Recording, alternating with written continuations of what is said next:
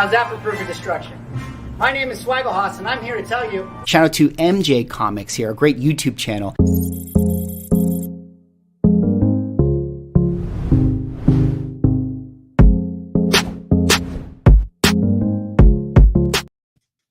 Hi everybody, welcome to MJ Comix. I'm your host James Mack, and tonight I introduce Mikey from Swagglehaus Comics to the channel. Welcome, Mikey. Hey James, thanks for having me, man. I appreciate it. And yeah, I stand by what I said. MJ Comix, great YouTube channel. No, I genuinely really appreciate that. That was I really like that. Yeah, it was a really nice moment for me. So I really appreciate it. You've got such a great channel, and to hear someone like that say, like yourself, say that, it's amazing for me. So thank you. Yeah, no, you've been doing great work, and I'm happy to be on. And thanks for the invite. And yeah, your editing and VFX prowess is taking the comic YouTube world up a notch, much needed up a notch. I'm a complete amateur, but thank you. I really appreciate that. I just wanted to give a bit of a. You have literally been non-stop today since before you've come on this live. So you've had like your auction watch video, which was I tuned in for. It was really great. I really enjoyed that. I've never really tuned in for that before. And you know, to see that Fantastic Four issue #1 go for like over $2 million was like I genuinely wasn't expecting that. Not all. Yeah, there had been people. I didn't really know what it was going to go for. There have been people that were saying 2 million, but I think it was so surprising because it was sitting at 1 million just for so long. Yeah, and I think doubled. and I think that people. Well, I mean, when I say people, myself really thought like the last sale had been in 2022, so I didn't think it was going to top that. Like, because it's been, it's on a downward curve, but yeah, but amazing. And you've literally just plugged the Venom free Null in the trailer video, which literally, I mean, I'm a big Venom fan, and I can't believe that this is going to be the last film, and now we're going to just get Null thrown in. Probably going to get killed off in 5 minutes or something. Yeah, like that. I know. That's the thing. It's such a bittersweet because it's kind of exciting to see this character that a lot of the Venom fans really like, but I'm not confident that it's going to be the best iteration of Null. No. I mean, I'll be totally honest. I thought that prior to the trailer today, I had no hopes whatsoever. But now I'm like, oh well, Null's going to be in it. I've got to, that was probably like one of the last like modern comic book series like that I read, like the Donny Cates, Ryan Stegman run. Yeah. So I am a little bit more excited about it, but I still do not hold like any hope in hell that it's going to be like an amazing film because it's Sony, unfortunately. Yeah, I'm kind of right there with you on it, where I definitely was not going to see it, and now I'm like, oh well, maybe, yeah, exactly. Maybe when it rolls around, if I'm not doing anything that Friday, like, yeah, I think they know that, but if it's going to be like another, Morbius, like throwing Tobey Maguire Spider-Man on some graffiti and like your poster in the background, like are they just doing us over again? I don't know, but we'll see. Yeah. I just want to give a shout out to people in the chat. Thank you for joining us this evening and afternoon. We've got Danny P in the house. Thank you very much for joining us, Danny. We've got Gem Mint Collectibles. Gem, I just want to give a shout out to Gem. He sent me a very kind message before we went live just to say have a good show. So it means a lot to hear that coming from him. Shout out to Gem.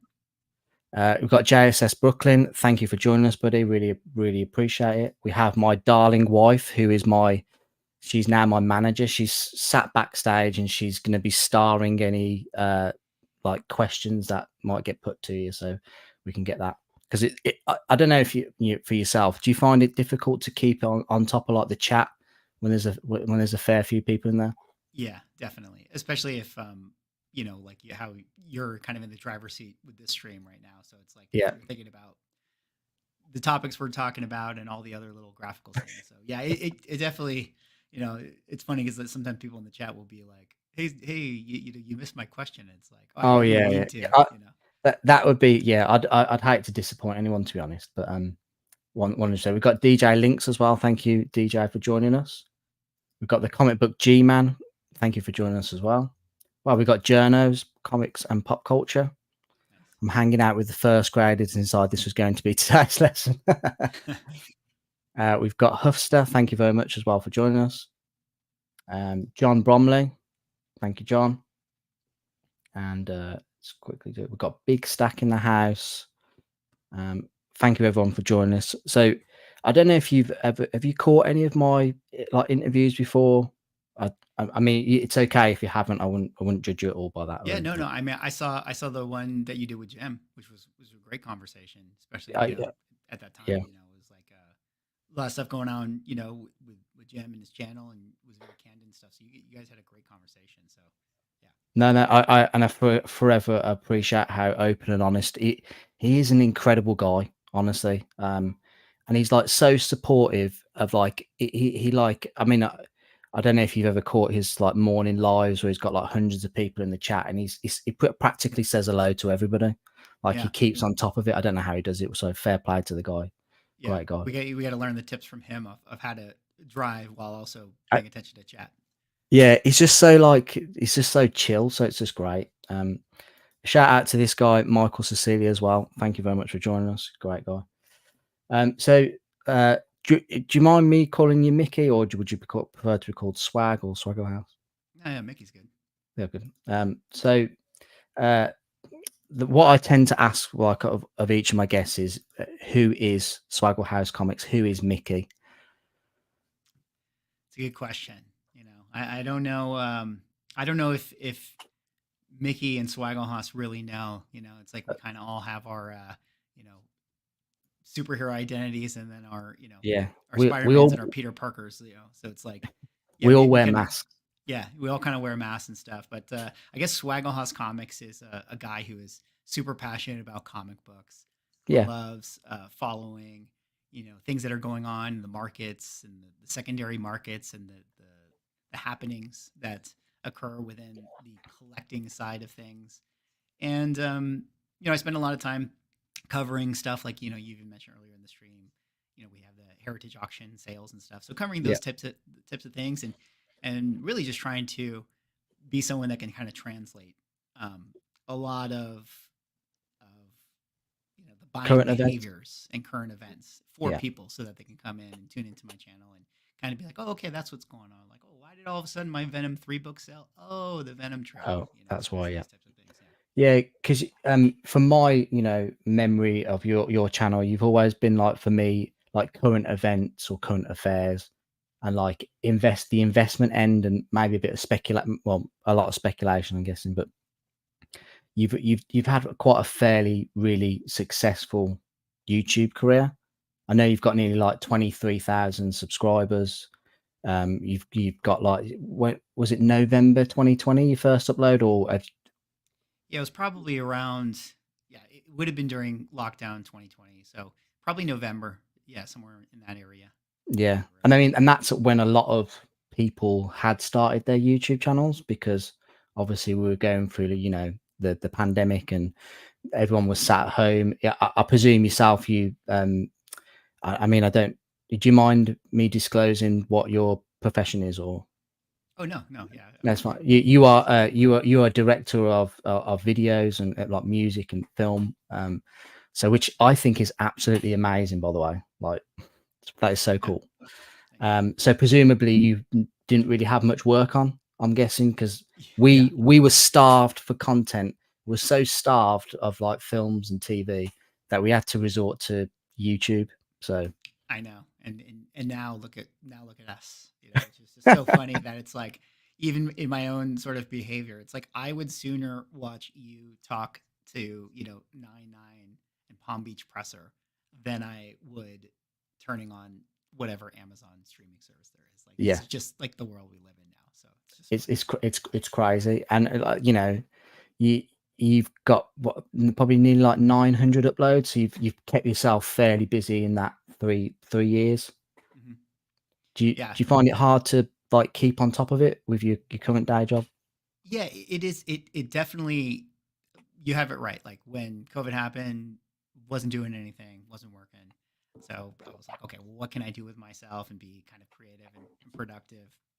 And I always had an interest in YouTube. Like I had Yeah. always been like a YouTube watcher. At that time, even I was already, even before COVID, I was watching more YouTube probably than I was watching any sort of TV. Yeah. So I was always interested in the space. And I think at that time I was thinking, okay, maybe I could do like a filmmaking channel or something within Yeah. that wheelhouse. But I thought, it's kind of like work and it's kind of what I, do. And I want to just do something that's maybe a little more fun. And especially at that time, I was watching a lot of, comic book content. Shout out to Journo was already here in the chat. Like he's one of the first people I had discovered, as far Oh as like wow. watching comic content and Gemmin as well, actually. But watching all those guys talking about stuff, and so I was like, okay, well, maybe I'll try this, and so got into it. Flash forward, things get back from COVID, and now the world is picking back up again, and Yeah. now you're sort of on this treadmill where you kind of have to like balance this life. It was certainly easier to do it when it was the only thing to do. Yeah. But now I kind of have a system, and in my professional career, I spend most of my time actually now doing a lot of screenwriting work. So a lot of it is stuff that I can work from home. So I'm in my office. I'm here. Brilliant. Venom trailer drops, and people are buying Yeah. first notebooks. I can just take 30 minutes and do a quick little bit, and then go back to work. So What takes you sometimes longer? Is it the thumbnail or is it like a video? If you bashed a quick video out, that's I think the thumbnail is like key. kind of the hardest thing in a Yeah. way, because and you'll know this. I think if you work in the YouTube world, like anything that the framing of the video is almost the most important thing. Yeah. Like, because if I have a comic book and I'm going to do an unboxing for it, like it can be unboxing video, and that's one way Yeah. to do a thumbnail, or it can be like, Oh my. what did I get? Yeah. And that's kind of like a little more intrigue, or it can be like, I bought I I overpaid for this book, and it's like, oh, what book did you overpay for now? So it's like you kind of like, Yeah. How you frame the thumbnail is really like going to change, how people decide to tune in or not. Yeah. And so I kind of find it like to be like the hardest part in a lot of ways. Yeah.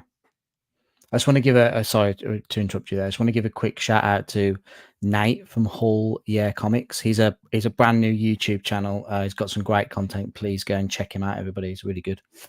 But your channel wasn't it originally Swagglehaus Comics and Games, if I remember? It was, yeah. So like retro gaming, or was it? Yeah, I think it was into board game stuff, and also video game things. I kind of had just sort of had that on the end of it. And there's a little bit of like here's the bucket of things that I'm going to generally talk about, but over time it's sort of like I didn't think you kind of needed it as much. Like if anything, it was like, well, this kind of pigeonholes you into this bucket, and even though I'll still mostly only talk about that stuff, I just figured like, okay, I can drop that stuff off and talk about whatever. I think that the problem is with like having a YouTube channel, for like whenever I try and deviate a bit from comics or whatever, it doesn't really do as well. So you're like, oh, just stick to what your channel is known for. I think so. It's hard. This YouTube game is hard. Yeah. You have to like kind of. I think it's good to like test the waters a little bit. As long as you're into it. Like behind you have like pop stuff or video games or If you did videos that touched on it, it's okay. You just have to kind of like link it back. Hold people's hand into that content a little bit. Yeah. So what was your like go-to game or console as a kid? I definitely grew up well, like with everything, NES and Sega, and then later PlayStation and all that. I think I'm definitely more of a Genesis PlayStation homer than I am a Xbox Nintendo person. Oh, okay. So what's your favorite game? Rivalries. Yeah. Favorite game growing up? Yeah. Or now if you want, whatever. I think now I probably would say League of Legends is like probably my favorite game. Oh wow. Which is like really inside, really nerdy. I was not expecting that. I was not expecting to say League of Legends. I have a couple of friends who like swear by that game. Like they, one of my friends actually, Dave, he met his girlfriend. Like she was from Germany and she came across, and they're together still now. And she was like I don't know anything about the game, so I'm not gonna try to pretend. But she was like his support or something. Is that a? Yeah. So she was like, like healing him and stuff while he was going around kicking Yeah. ass. It's like the if you know basketball, like support is like there's 5 players on the map, so it's similar like basketball setup where you have kind of point guards and shooting Yeah, guards yeah. and the center, that type of dynamic. Ah, cool. Yeah. Well, they're still together now, so it's obviously a good game and gets people going and getting communicating. Hmm. So, my next question is, how did you get into collecting comics? Was it like a family thing? Did you like your dad or your mother, collect comics, or did you just stumble across it one day? Yeah, I got into it basically with my dad and my brother. It was probably I always say that I was the product of the 1989 Tim Burton Batman film, where Oh yeah, to age myself, it was like that was definitely one of the first movies I remember ever watching in a theater as a yeah, kid. So that movie came out like in '89, and that actually caused like a comic book explosion. That it was that was one of like the kind of lightning rods into a lot of comic stores opening up and all this sort of boom into that industry. So I probably would have watched that movie, and then that summer would have been like going straight to the comic book shop with my dad and my brother. And so for the next handful of years, it was like every other weekend or however much we could do it, we would go into comic book stores and pick yeah, up, issues and it was a lot of fun. And that's kind of when I fell in love with it. And then like, as you do, you kind of get older and you get in and out of the hobby and you get into other stuff. But like, I always kept my comics and I always had like, a love for the superhero characters and got back into like reading comics yeah. like 2005 Civil War, Mark Miller, and then Secret Invasion with the Bendis stuff. But it was like only until like 2017 when I really started getting into comics as far as like collecting again Yeah. and like buying more expensive issues. And then that was really like the turning point for me. So, you mentioned like Batman '89. So, if you don't mind me asking, did you see that at the cinema, or were you, I thought you were younger? Yeah, I saw it at I saw it in the theater. So I'm 41, so I would have been 6 years old. So I Oh, think okay, cool, yeah, I saw it in the theater at that time. cool. So, Irish heritage, Irish Filipino mix. Irish Filipino. All right, cool. I'm also uh, like part Irish as well. So I just wanted to, Oh, nice. but we Yeah. had that bit of connection going. Just wanted to. Yeah, No, I gotta go to the motherland. I've only been to Dublin one time, and it was only for like 2 nights when I was in I was in London for a little while, and I hopped over really quickly. But I'd not been able to kind of really get into it and get into the culture and go to the countryside and do the whole thing. yeah. Um, no, same here. I've only been a handful of times to Ireland. I really need to go there. I don't really know much really about my roots, so I Mm. should really check that out. So in terms of comics as investments, because your channel is very heavily involved with that. Did when you were growing up and you were collecting, you're picking up books. For me, I always used to have people go to me like my grandparents and stuff like that, say, "Oh, that might be worth something one day. You might want to like look after that." And then like everything I ever bought from those moments, I've always looked after. Like every and any like I always keep boxes and instruction manuals just because of when you want to resell it, you've got those things and it adds a bit more value. And just looking after things. I don't know what it was like for you growing up, or Yeah, I think that has always been in there. And even when I think back to like being in comic book stores, like the fact that we bag and board comic books, yeah, sort of implicit in that is this idea of like, well, why do you need it to stay in mint condition? yeah, It's because of the value. Like it's kind yeah, of like a part of the culture just in yeah, and of itself, even if it's not so explicit as like investment. investment. It's like, but why do you put it in a bag and board? You know? So I think that's kind of just always been a part of the hobby, certainly since like Overstreet Price Guide came out. I mean, I think a lot of people point that to that point, like in the 70s, as like, oh, okay, this is when it became sort of Yeah. speculative and valuable. And yeah, just from, I remember like, you know, going back to the Batman times and going into comic book stores and stuff, and like how that was just a part of like the process. Like, oh, you got to take care of your books because, Yeah. you know, later on they're going to be expensive.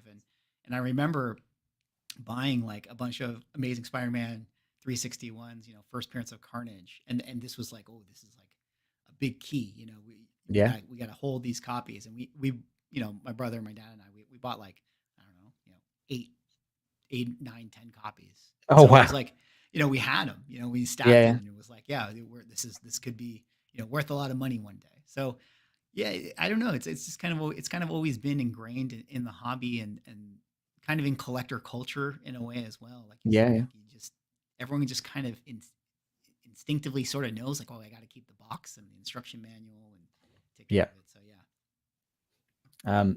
Just quickly jumping in the chat, we've got Danny P saying it doesn't. He's changed. I'm sure that wasn't his avatar a moment ago. I'm sure it was someone else. He's changed it to null on purpose, I'm guessing. Doesn't hurt to deviate from comics from time to time. Keeps things fresh. Red Dust Comics, thank you very much for joining us. Snares all the way. There is a couple of questions that I'll save for a bit later, if you don't mind. But we've got. I just wanted to give a shout out to Manu, the 9.9 newsstand. He's a good friend of ours, mutual friend, great guy, absolute great guy. We've got Mathis. Thank you very much for joining us.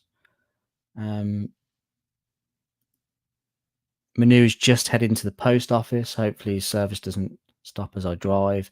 Haven't started driving yet. Thank you for joining us, Matt. I really appreciate it.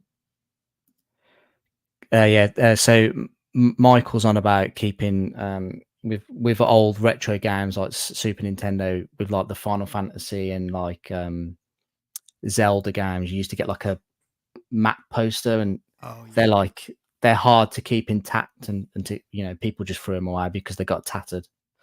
But yeah, so you mentioned that Batman 89. Are you a Tim Burton fan? I love Tim Burton. Yeah, like Beetlejuice. Although I haven't seen the sequel, but what? I know.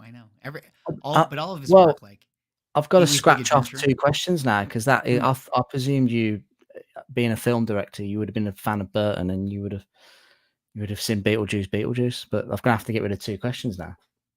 I'm joking. I'm completely joking. No. I'll go see it. Well, guys, everyone pause. We'll come back in 2 hours. I'll go watch it now. To be fair, it's a very quick film. Actually, it's over before you know it. I really enjoyed it. I took my daughter's 9, and at Christmas this year, we saw her like watching it, like caught watching it, and I was like, I don't know if this is appropriate for you. And I was like, I'll tell you what, we'll start it all again, and I'll watch it with you. And then she just fell in love with like Michael Keaton's Beetlejuice. Like, she's got a Beetlejuice poster on a wall now. Like, I don't know many 9-year-old girls that are obsessed with Michael Keaton like my daughter is. So I feel like he's having a moment now. Like he is, yeah. He's cool again. He has literally just crept back into that role, and it's unbelievable. Yeah. But I get, so that kind of brings me into my next question. So, who's your favorite director? And you can't say yourself. No, it would definitely not be. I'd be my least favorite director. I think I have a few. I would say that I think Steven Spielberg is the obvious answer. That is probably the most iconic. Yeah, like it just was influential to me. Like growing up on like Indiana Jones and Jurassic Park and all that stuff. So he's in there. Edgar Wright is pretty high up there for me. Yeah, great. Yeah, you know, Scott Pilgrim versus the World. Yeah, Baby Driver. Hot Fuzz. Literally, we watched Hot Fuzz probably about 2 or 3 nights ago. Oh, love really? that movie. Love it. That's the answer I give when people say like, okay, if you're on a deserted island and you only bring one movie with you for the rest of your life, like what would it be? Like, it's Hot Fuzz to me, because I can watch it all the time. But there's another act funny. Well, this is bit of a um, a bit of trivia, but there's another comic book YouTuber called the Attention Seeking Geek, and he was in Hot Fuzz. He was like one of the juveniles that he's given a talk to in like the montage at the beginning. That's awesome. That is pretty cool. I did not believe him when he told me. I was like, nah. And I literally paused it the other night when we were watching it to show my wife. But yeah, it's pretty cool. Yeah.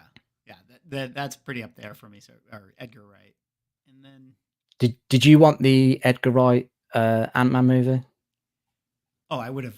I was definitely somebody who, when I heard that he was going to do it, I was like, oh, this is going to be good. Oh my, yeah. This is going to be a good movie. You know? Yeah.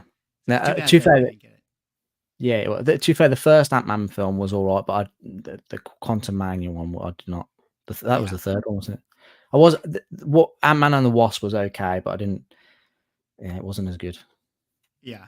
You can like. I feel like the DNA in Ant-Man 1 was probably still from like Edgar Wright. You know, there was still there's probably like his script there. Script in there somewhere. Yeah. Yeah, and then it kind of like diluted, with each progressive movie. Yeah. So that kind of brings me on to my next question. How is it directing yourself for your videos? Are you a diva? You're a diva. I know. I can see it. You're a diva, aren't you? That's what it is. Yeah, I am a diva because I think that every time I do a video, I'm like, "This is terrible. Do it again." Are you really self-critical? Yeah, it's for sure. It's a pain to have to like listen to yourself back, and if you edit your own videos and stuff, and you're just like, yeah. Oh God, like, is that what I sound like? Do you feel like it's being like doing YouTube? Do you find it being like narcissistic at all? Like a bit of it, there's a hint of it. I'm not saying that you are, but like I think there is an element to everybody who does this of putting yourself on camera and out to the world. You've got to have like a hint of it. Would you agree? Yeah, I think that there's probably some level of ego in it that you're putting in, but I think that it's, if anything, I always just sort of feel a little more self-conscious when I'm putting it out there. I enjoy the videos where I don't have to be on camera. It's just talking over something. Yeah. That was pretty much what your Venom one was before this. It was literally you were just talking off screen, going through, Google and whatnot. Yeah. Let me see what people are saying with my microphone. Hopefully it's not. I don't know why it's having this, guys. I'm so sorry. Let's have a look. Let me see if I can be a little bit louder. I feel like when I speak softly, maybe it just cuts out of the microphone or something happens here. Yeah, it's I don't know what it is, because obviously I saw it. I first noticed it like when you were on Sticky Goose's channel. Yeah, I remember a few people were saying that. It's very strange because when I do my regular recorded videos, it's the same mic and everything, same plug, but I use a different program. So I think there's something in StreamYard that I haven't figured out. I mean, this whole little segment now, you sounded fine to me. I don't know what I don't know. I just turned the microphone up, so maybe it was too soft. Okay. No, that's good. What just then. Okay, Appreciate people pointing it out in the chat if they have. Yeah, sorry guys. Yeah, so I've lost my train of thought now. I'm so sorry. So you're saying the ego or the narcissistic directing yourself and so do you find that easy or harder to like, or do you, because presumably your day job, this is a lot different in terms of because you can do everything the way that you want it. You haven't got someone else going, I want this thrown in, I want that. Do you do this as a release, as like a therapy, or like something to enjoy? Yeah, it's a different type of creative outlet in a way. Like on the one hand, it's like, I mean, it takes a lot of effort, it takes a lot of work, but it's just you in your room, and yeah, no one is gonna say, hey, James, you got to do it this way or talk about a thing this way. So you're really left to your own devices, and there's something nice about that. But there's also something nice about creating within constraints, like Yeah. when you're working and stuff, where it's like, okay, here's the task. This is what you have to do. Where sometimes on YouTube, and maybe you have this experience where it's like, all right, well, what are we going to talk about this week? I don't know, Yeah. So it's sometimes it's nice to have those guardrails in place, but it is fun to kind of have a creative outlet and to do things that inject a little bit of your personality and humor, and Yeah. have it be very specific to the stuff that you're into. Yeah. The YouTube channel is very much, very much you within each, Yeah. people's personality within each The space. people's perception of you really like shows in your videos. Do you find like presumably you have deadlines with your own job? Do you find like with these YouTube videos that you do you keep that mentality and you go, right, I need to get this out now, I need to get it out by this time this evening? Or Yeah, that's I think I've eased up a little bit on it, as far as like before I was trying to be a little more like, okay, let's have specific days and specific release times. yeah, Whereas now I just sort of think, you know what, like if you do that, like I'm going to get tired, or it'll feel forced. So yeah, I should just be kind of as and enthused or when. excited to talk about it, or to do Yeah, something. And I think the audience will find that. And at the end of the day, if you're making a good video and it's fun, or informative, like the audience will find it. Whether you post it at 9 p.m. at night, or yeah, 6 a.m. in the morning, it all. I mean, there's probably best practices to be regimented, yeah, but yeah, yeah. I think that it'll all work itself out. So I try not to stress over that aspect to it. No. And so like, because you deal with we've talked about this already, but you deal with current events, so you've literally got to, if something happens in the industry, or you've got to be That's on, true. you've got to drop everything and go, right, I need to do a video now, Yeah, because that. Go ahead. Sorry. sorry, I was gonna say, because that you've got to catch that zeitgeist, and you've got to be one of the first videos out there to really get the views, if you know what I mean.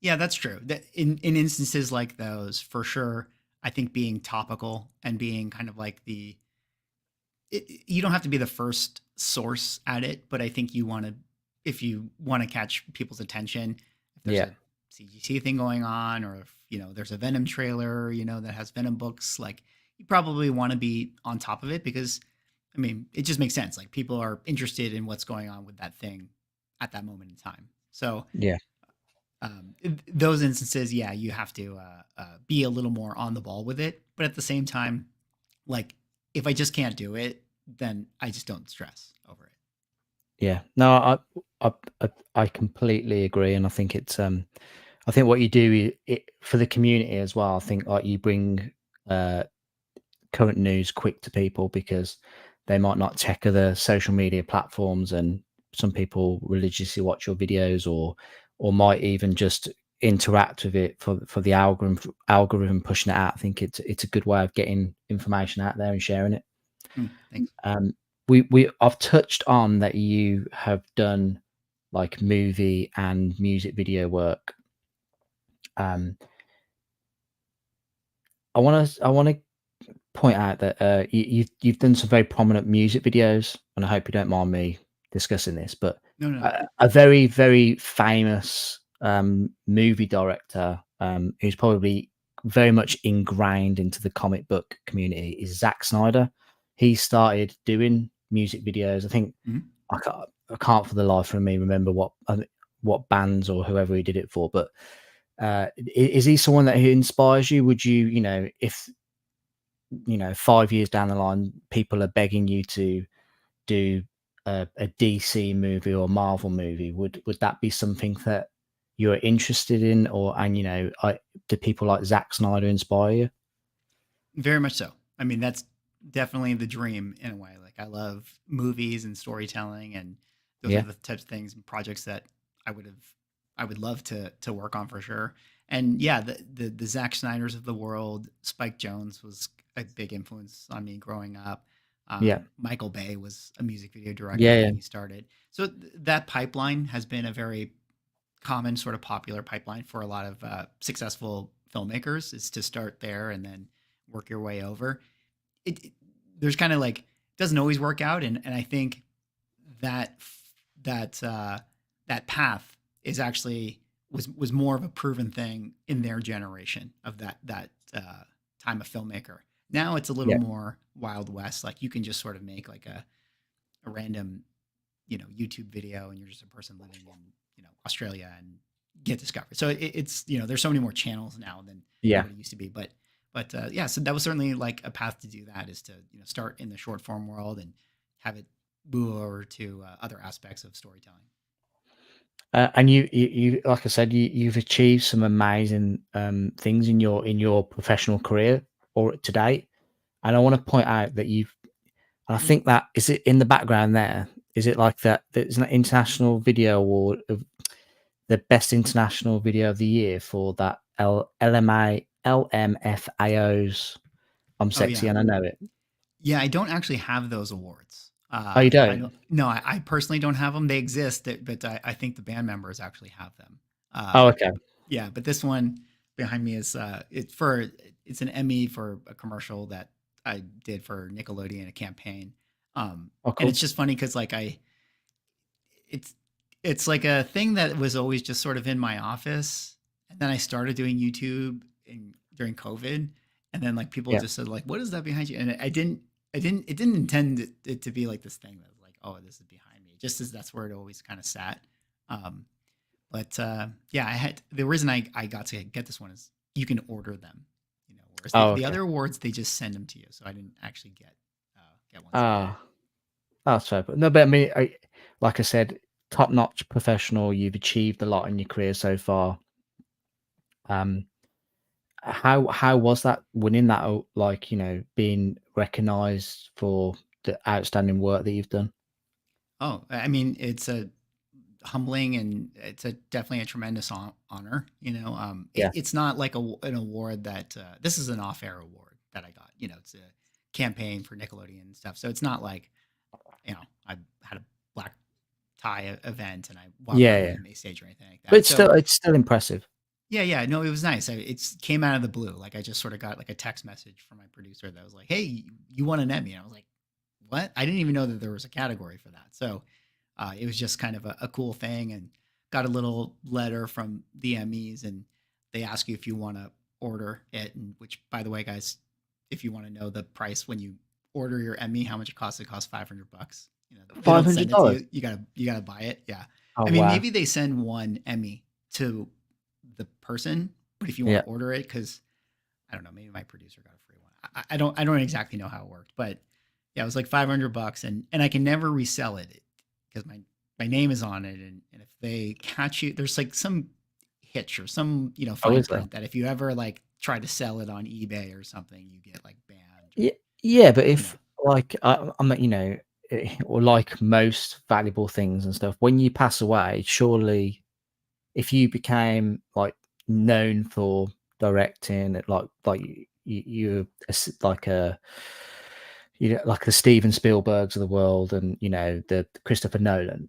Once you pass away, surely those accolades, like those things that you've earned, like, people would want them, wouldn't they? Like, yeah, I wonder if they go to like maybe the Emmys. They have a big building in Los Angeles. I was going to say they probably have like a display thing, maybe that. Yeah, I think that there's different places for it, like some museums, some archive places, and there's the DGA building, which is the Directors Guild, and big beautiful building, and they always have like knickknacks and awards and stuff. So there's probably, especially someone like a Christopher Nolan, like I'm sure that those ones will find a home somewhere. Yeah. Well, what I want to point out is that Jem Minter says, well, he's got some comic book community awards. Have you got any? Sweeping the awards. He gets them every year, doesn't he? He doesn't even. He's just crushing it. He's just like he's like the Tiger Woods of or just got the majors. No, I've not yet won. I would have put money on that your channel would have won some. No, I think I got a nomination, but I hadn't really I never really talked about it because I didn't really. Yeah, I mean, I saw it and I was like, oh, that's cool, but I didn't like. That's exactly how Jem is. He will not really talk about it because he doesn't want his, you know, his subscribers to really just go and overflow it, and he just wins everything, I think. So it's quite fair. And like yourself, you're not plugging it and not making maybe your viewers aware of it. Maybe, I don't know. Yeah, it's kind of like how I'll just let the chips fall how they come. No, but I mean, it like, you know, it is very nice to be recognised by your peers. And I've got to say, like, doing my research on you, Mickey, like I was like, oh my god, who is this guy? This guy is like just living this amazing life, like of stuff that people dream of. I know you know, you are thinking in your mind, thinking, you know, I'm just a normal guy and I go to work and stuff like that. But I think a lot of people would love to have that sort of career that you've had. I Oh, think it's really impressive.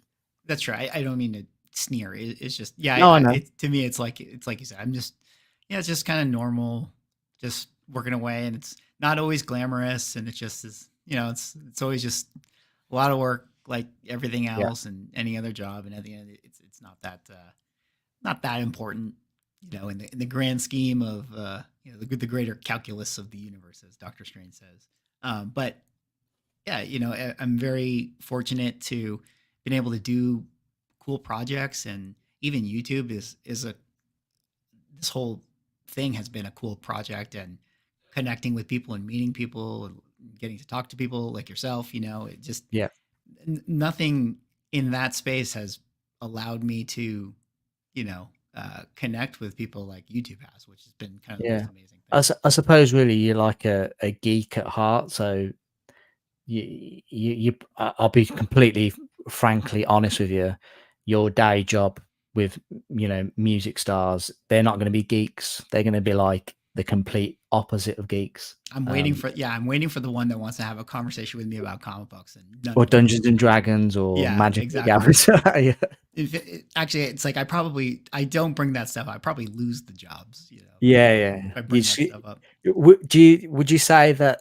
I mean, I'm, you know, yeah, I'm not trying to pry here or anything, but you know, when you're mixing with these like famous people, do you casually drop that you've got like their comic book YouTube channel, or do you just don't even?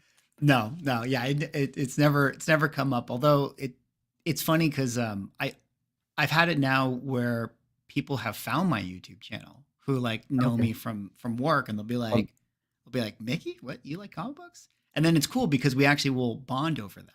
Where it's oh like yeah, we never, neither of us would have known that we liked that, and then it's like, oh, I I think didn't realize you were so into it. yeah, I think if, you know, in this day and age now, maybe like, you know, if you were talking about comic books in your basement over like over the radio or something like 25 years ago, people would be like, that's a bit odd. That guy's a bit strange, you know.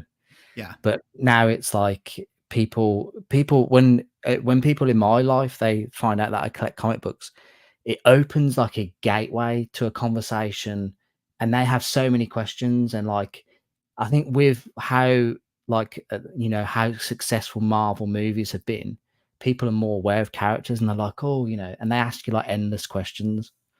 yeah. No, it's such a icebreaker in that way, because Yeah, it's something that is so different, and yeah, like you said, people have so many questions because they know the characters, and so yeah, they get curious about it, and then it's cool to, I think, for a lot of people when they realize like, oh, these are from like the '60s, wow, like, and they yeah.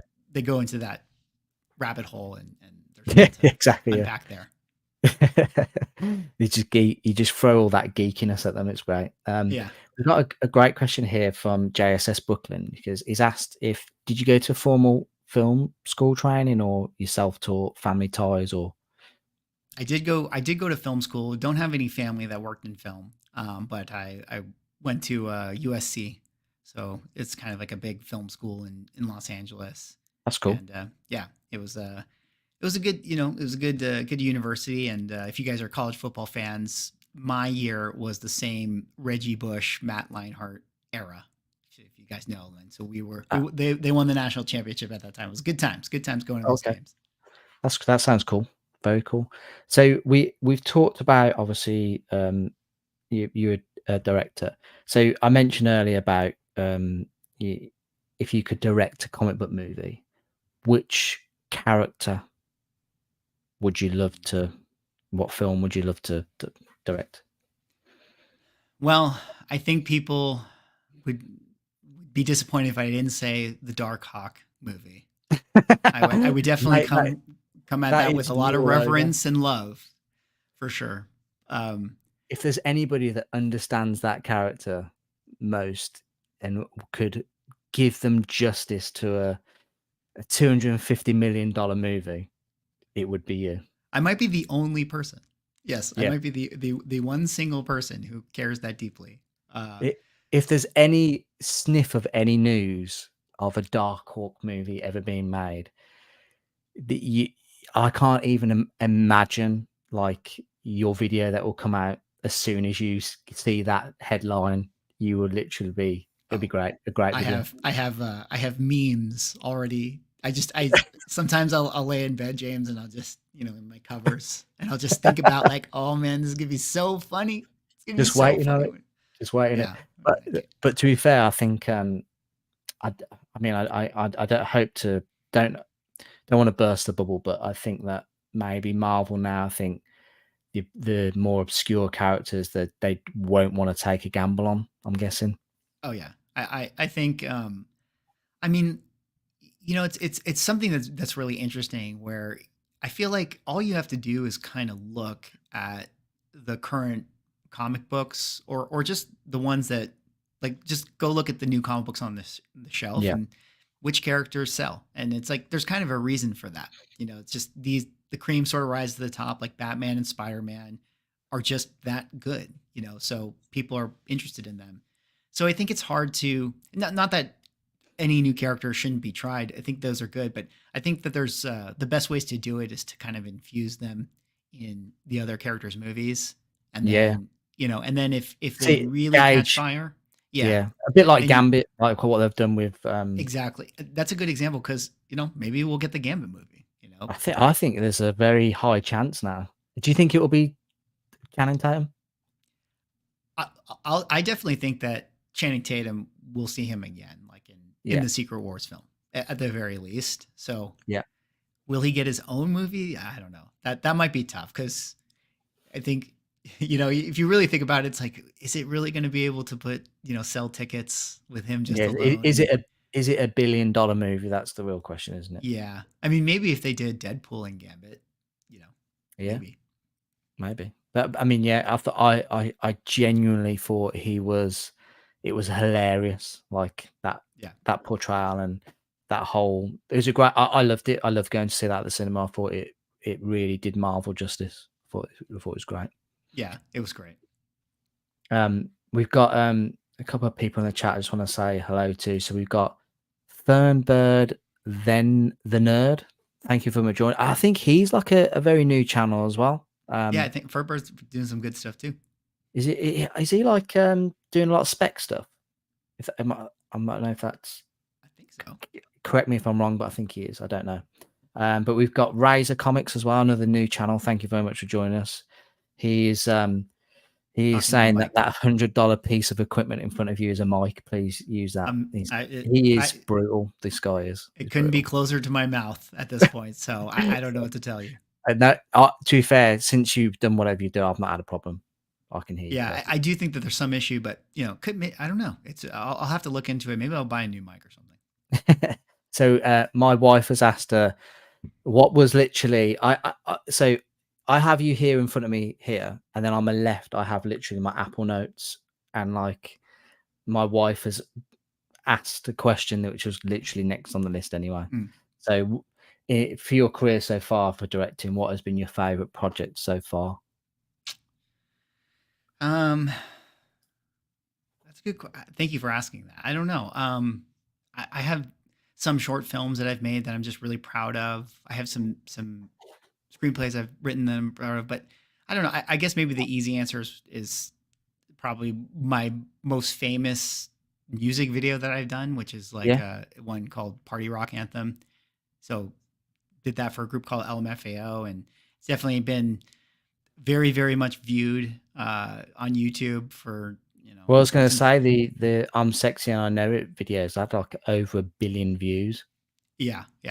So That that is little phenomenal. era, I think, is I'm fond of those. I think that they're great, and I think or they turned out great, and I was lucky to just be a part of it in some kind of way, and Yeah. they've been very influential for like me getting work after that. It's Yeah. kind of it's a Well, because your name was probably flouted about after that, and people were aware of you, so you probably introduced you to new people, and you got more work, I'm guessing. Yeah, and it's just kind of like it's something that is on your resume that for the Yeah. most part people when they see me they'll be like, oh yeah, I've seen Oh, yeah, this, I like know that. okay, Yeah. so Yeah. it's helpful in that way, and it certainly opens doors too, when people are like, hey, we want the colorful dancing thing, Yeah. right? Yeah. Oh, okay, Well, he's done the colorful wiggle, dancing. wiggle, wiggle, wiggle. Yeah, exactly. But to be fair, I mean, that question was very much a segue into my next question, main question, which was, uh, how did your comic series Sanity come about? Because I thought you were going to say, well, my real passion project is, the comic book series that I've been creating. But how did that come about? Well, you're right. Sanity is the latest, greatest, most passionate of my projects. No, I've always wanted to. We all love comic books. I'm sure there's people that always dream of making a comic book, and I sort of felt like, yeah, why not? Like, let's try to do something like that. And Sanity is kind of a classic noir pulp detective story, Yeah. which is like that's where comic books started. It started from DC Comics, Detective Comics, like the that style of storytelling from the Golden Age. And so I kind of thought like maybe kind of cool to go back to the comic book roots and tell a story in that space and do it with the Lovecraft kind of umbrella, which is always really fun adventure. And Yeah. so I thought, hey, maybe you could take a stab at this and do a comic book, and with your YouTube channel, maybe there'd be people that might be interested in supporting it, and this Yeah. could be a good way to kind of like combine. You asked the question earlier, who's Swagglehaus and who's Mickey? It's like here's a Yeah. way to sort of combine a Combine the little bit two. of the two. Yeah. So, yeah, just one day, went to the coffee shop and with the blank page and just said, all right, let's get it out there. And so started writing. Oh wow. Here we are. So it was crowdfunded on Kickstarter, I believe. Yes. Last year it was when Yeah. it. Last And year. this is the first issue. Some of the covers. I love the covers at the bottom. They're so like iconic to me. They look great. Yeah. I mean, with the vintage style, the EC Yeah. style cover, so it sort of made sense to kind of have those for the people that like them. Yeah, and I think like you said, you really focused on the story and not just like a cover grab. I've got a comic that's coming out. Here's like a an amazing cover, but the content inside is not as necessarily as good. But with this, it's the covers are great anyway, but the content you really focused on delivering a great story. Well, thank you for saying that. That's all right. Yeah, I think that's what it's wants to be about, right? Is to just tell a great story and have it be a good read and people enjoy it and kind of dive into that world and be able to sink your teeth into it. And it's funny being on this other side of it where clearly you can right away see that cover sells, and there's a lot of people that like to just collect cool covers, and there's nothing wrong with that. But if you're a publisher, you can just see how like, okay, well, let's just keep indexing on the cover side and really the content. Who cares? So it becomes very transparent once you work in it and start to see, how people behave around it. Because there will be people that will buy the book and they're like, I just really like the cover, and like they won't read it. So No, it's of like course, more people are buying it. we're all guilty of that, Mickey. We've all Oh, bought 100%. comics for the cover, 100%. So are you a big H.P. Lovecraft fan then? I do like it. Yeah, I'm like that whole mythos. Yeah. I do. It's all in this that kind of nerd world space, D&D and fantasy and Lovecraft and board games do a really good job with the Lovecraft world. And I kind of always felt like there was, there's definitely been great Lovecraft comic books, but not really in the, I don't know, I feel like the Lovecraft comic books that we've been getting recently really lean into the horror aspect, like in a Yeah. really significant, heavy way, and are a little less in the adventure side, which I kind of tend to like the adventure side a little bit more, Yeah. especially if you're familiar with kind of like the board game Lovecraft stuff. And so that's kind of what I wanted the tone of Sanity Okay. to be. So yeah. I've just got. I'm going to show off some of the art. If you hope, I hope you don't mind me showing Sure. this off. This is the artist is Espina, is it? Yeah, Santiago Espina.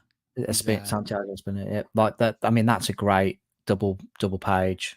yeah. It's you got to always have a little bit of the textures and stuff, and so he's kind of got the classic journal, which sort of I kind of use as a device that sort of is like the recap Setting up. of the the setup, and so the next couple of issues, the journal becomes like a recurring mechanic. Yeah. And like great. I mean, that looks very horror to me. I know it's a bit satanic, but Yeah. Well, you can't do Lovecraft and not be horror. No, you've got to throw it in as well. But what I really liked when I was going through all your stuff was and you've got it on the back wall just there. Is this the back cover?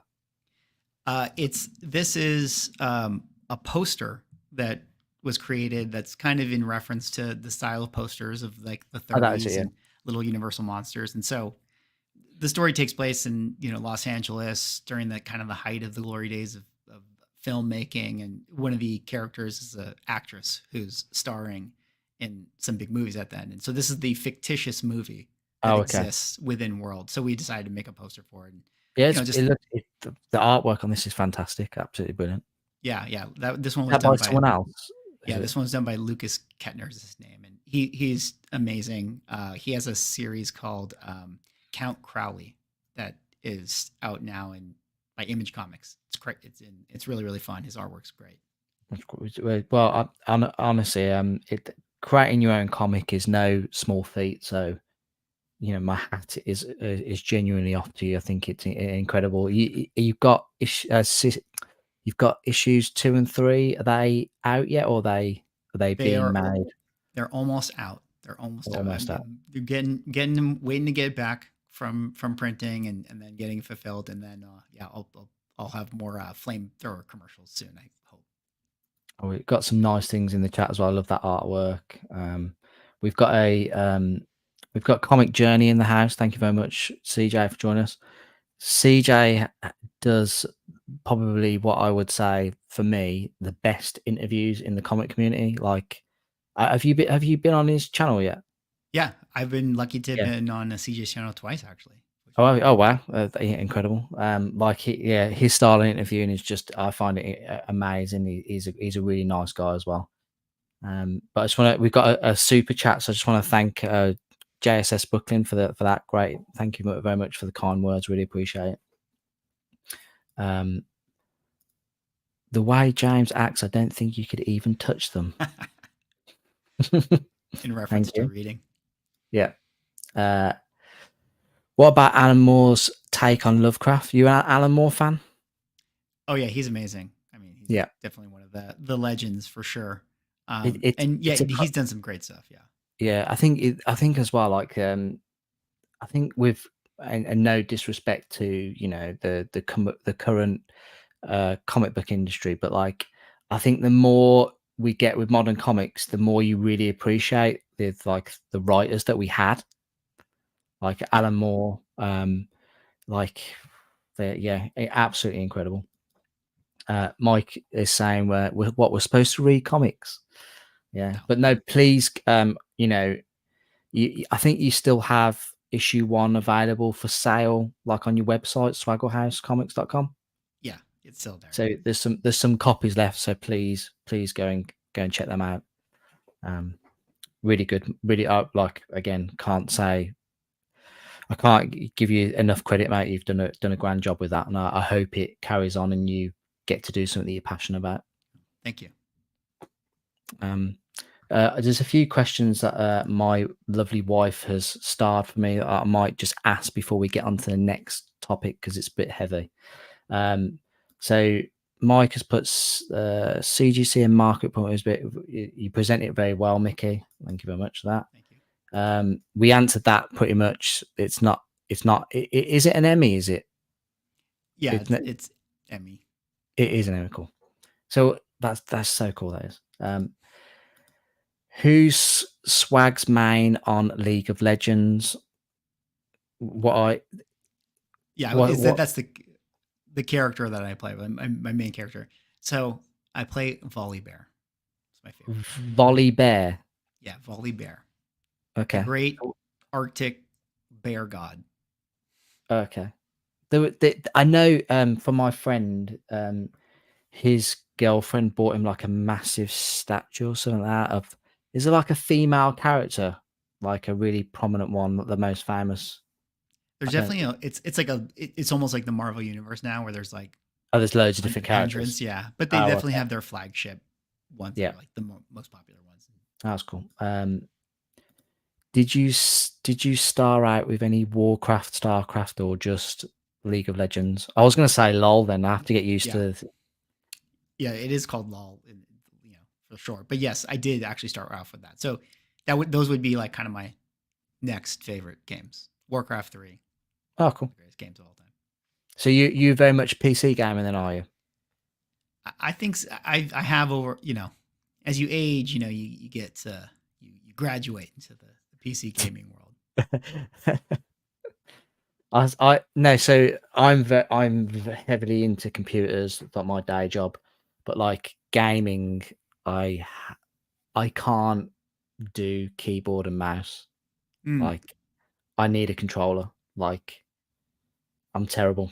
That's so funny. Like I think it depends. It's like for me, I can't do controller now anymore. Like I'm so used to keyboard. Yeah. Are you okay for time? Are you right? Because there's a few more questions. No, I'm still good. So JSS Booking said, in your collection, what is your favorite Marvel and DC comic books? I would say, I think unironically, my Darkhawk comic #1, which I think is this one right here, which this happens to be a double cover. Oh, nice. That's I one think of my I remember favorites. seeing that. Yeah. Yeah. So I think it's the only one that is double cover. That's what annoys me about with such like that with the census, like newsstand and stuff like that. They really need to like get that narrowed down so we all know. Totally. Like I think, it's like they're playing catch up, where if they didn't start doing it, maybe they're doing it now, but it's inconsistent on what they, did. No, it's amazing. Ask Swaggle if he has any intentions in getting himself on the racks in local comic book shops. I do have intentions of doing that. Yes, I think I've been kind of waiting for these next couple issues to kind of get out, and then I think I can be in a better position to be like, hey, comic book store, like, would you be interested? I have 3 books as opposed to like my one random very first issue. So I'm going to try to get that out, and we'll see. Hopefully I can do it. Will you try and get to like a Comic Con or some sort of event and have like a stall and do that as well? Yeah. I'm actually going to go to New York Comic Con later this year, so maybe have some conversations there. That'd be good. All right, so this kind of brings me into my next question now. So, what does YouTube mean to you? What I know we've mentioned before, like doing video content is your day job anyway.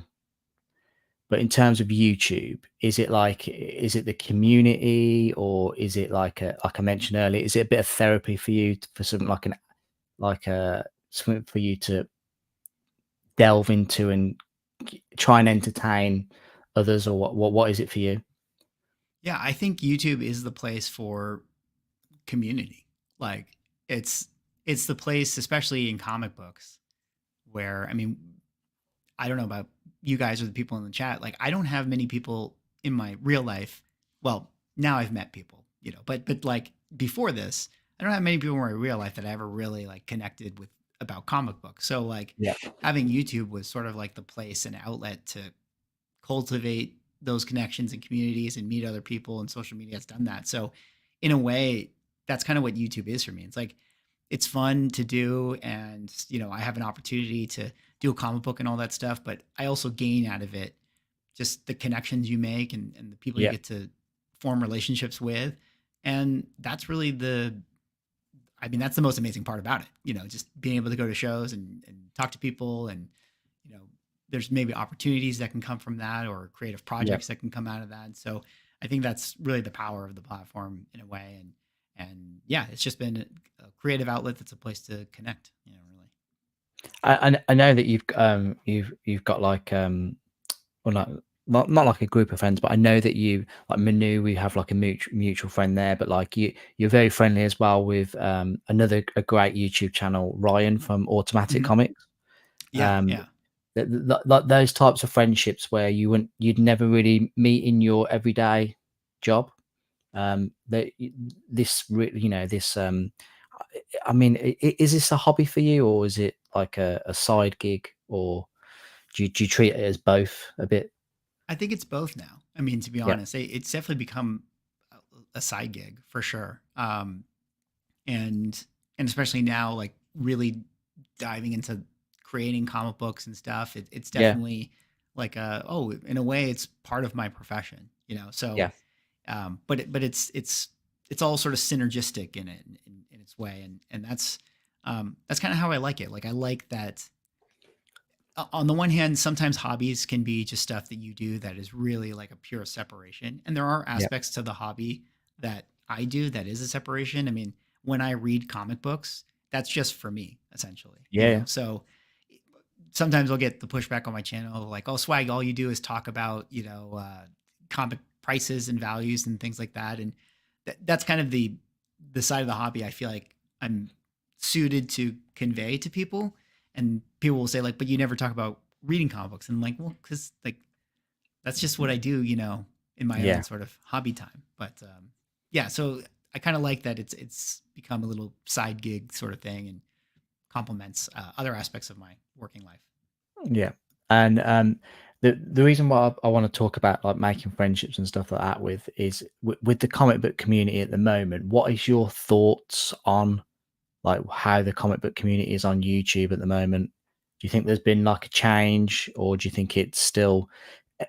I've mentioned this previously, like with like the pandemic and stuff, we didn't really have any content to consume other than YouTube, and everything was like, oh, everyone was really trying to be positive because it was we were in a shit state out, you couldn't walk out your door, and but I think now we've kind of got past that. We're like, it's almost like there's a turn where people are kind of really wanting a bit of negativity, or they're wanting some sort of, I don't want to say the word drama, but people Yeah. kind of are trying to look for that. What do you believe?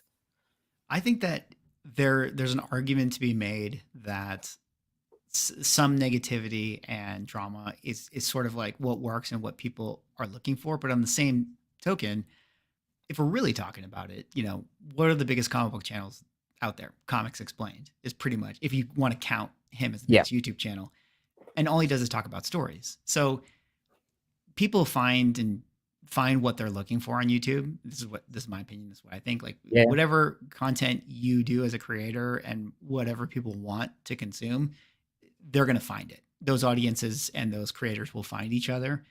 Um, I'll say that in maybe the collecting specific side of it, yeah, during COVID, when prices were going up and people were like buying and selling and flipping and all that, that type of content was the stuff that people were most interested in, because that was what people had in their mind.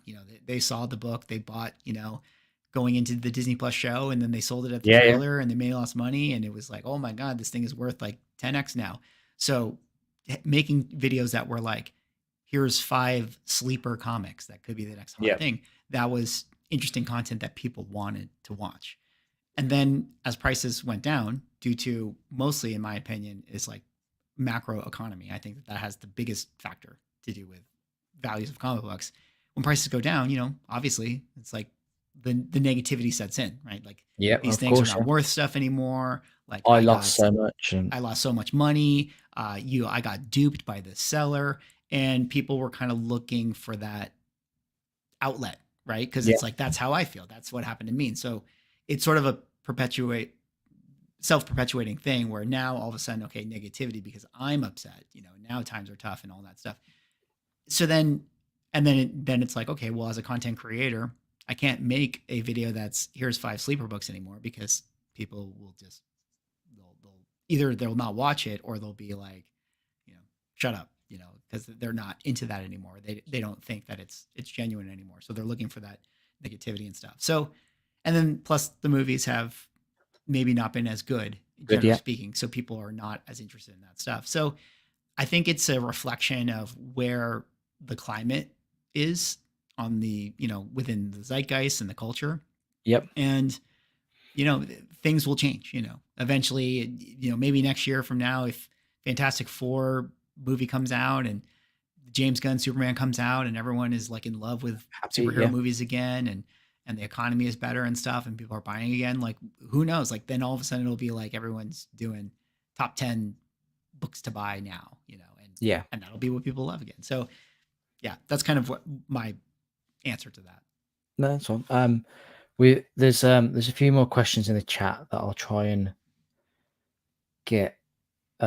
Comic Journeys asked me to ask you if you use styling wax, gel, or mousse. I use pomade.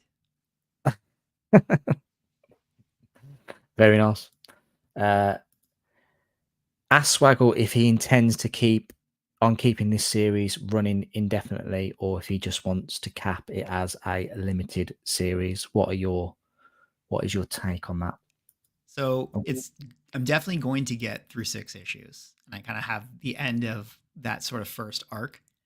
In an ideal world, there's enough people that are interested in it that I can keep going because I definitely have a lot of like places that I would love to take it, but we're going to get to 6 and then we'll see where we go from there. But it could end at 6. Okay. There's I put a bow on it in a way, but we'll see. I suppose it depends on how it's received and how popular it becomes. If people want more, then I'm guessing you will want to give more if you can. Yeah, I mean it's definitely a lot of work, and it's not inexpensive either to make comic books. So it definitely takes a lot of effort. So if there's no one there that's interested and there's no audience, then it's going to be hard to be motivated to keep going. No, 100%. So Red Dust Comics has asked a question about X-Men 97 Training Packs and whatnot. That question, we will get to that, but that'll be at a later point in the stream. So we'll get back to that, I promise. JSS Brooklyn has asked a question on grading Dungeons and Dragon modules. Is that a total nerd thing? He's on the fence. They're like really thick, aren't they? Like they're almost like the magazine, the game books and stuff. But yeah, it's funny. I love D&D and all that, but I don't really know that world as far as like, what are the popular modules and what are the censuses. But I'll say this, at San Diego Comic-Con, they had a few at the Heritage booth and stuff, just like in the glass cases. And, I definitely spend time looking at them.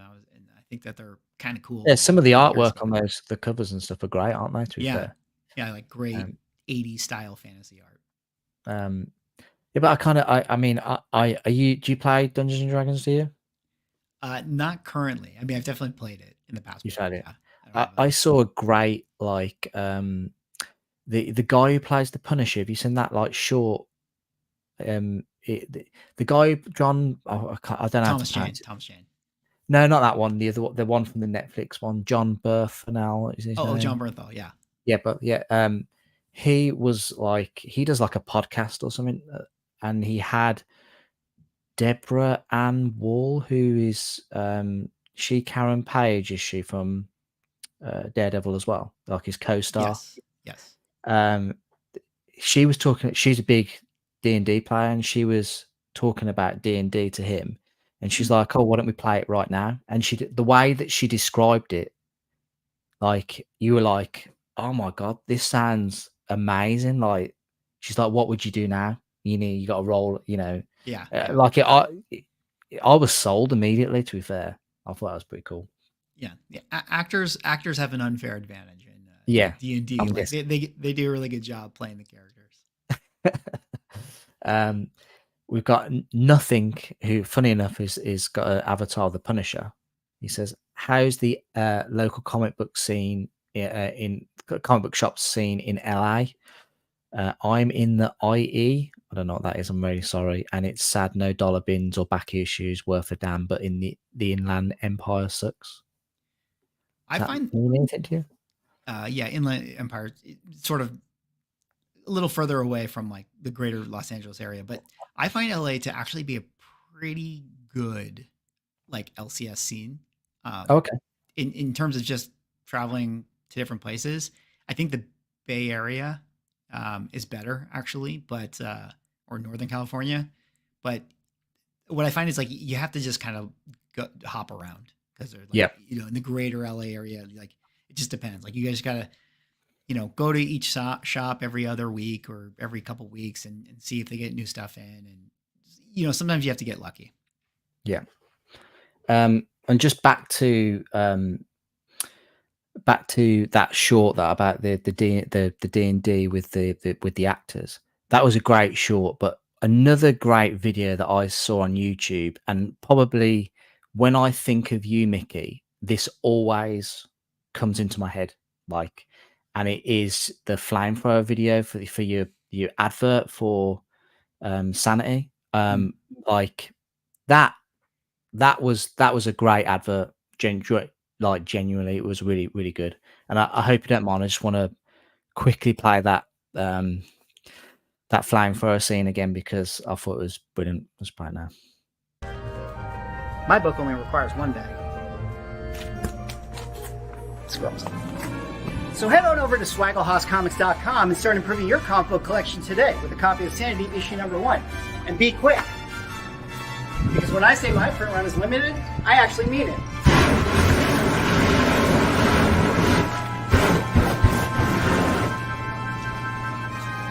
How's that for proof of destruction? My name is Swagglehaus, and I'm here to tell you that your comic book collection deserves better.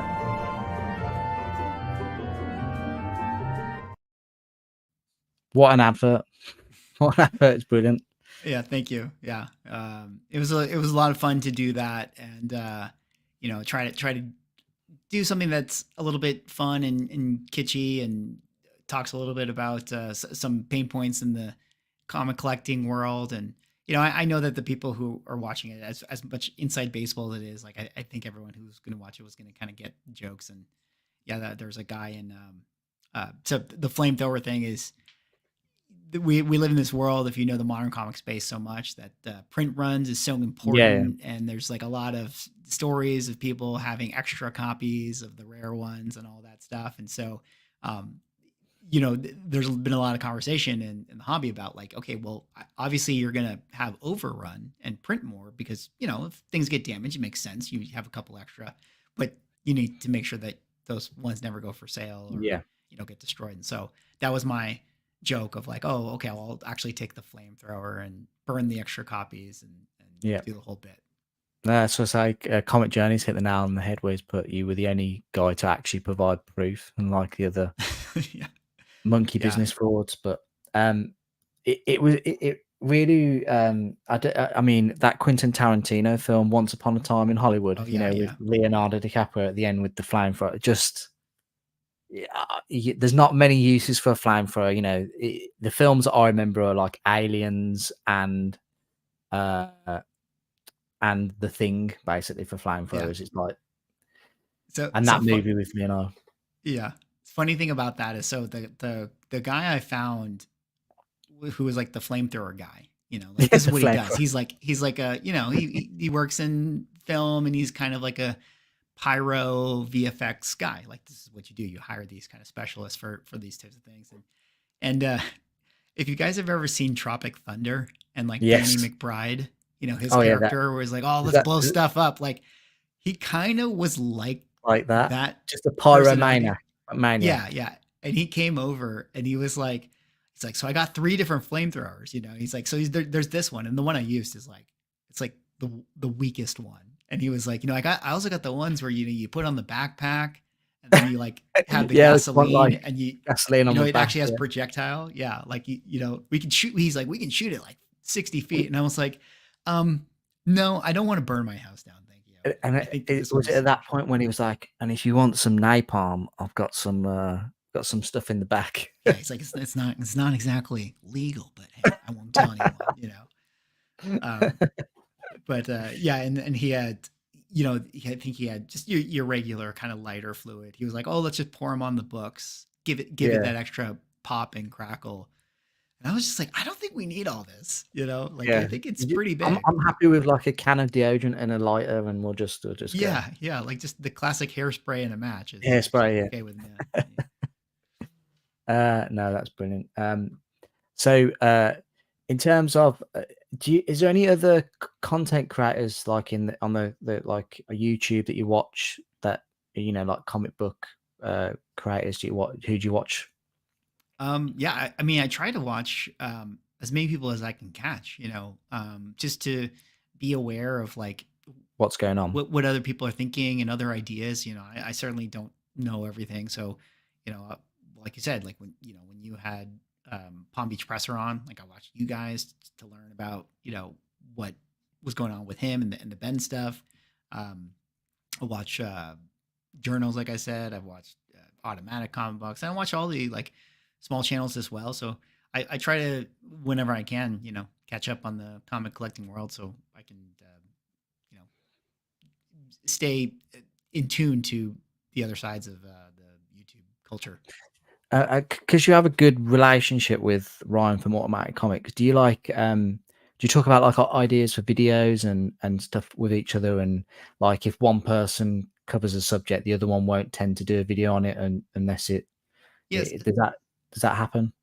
Yeah, we don't like necessarily brainstorm like, oh, here's ideas, but we might, for instance, like if whatever thing comes up, Venom 3 trailer comes out, and it's like, oh man, you see like these Venom 3 books are selling like crazy, and we'll kind of talk about that and be like, oh, okay, like I'll probably talk about it.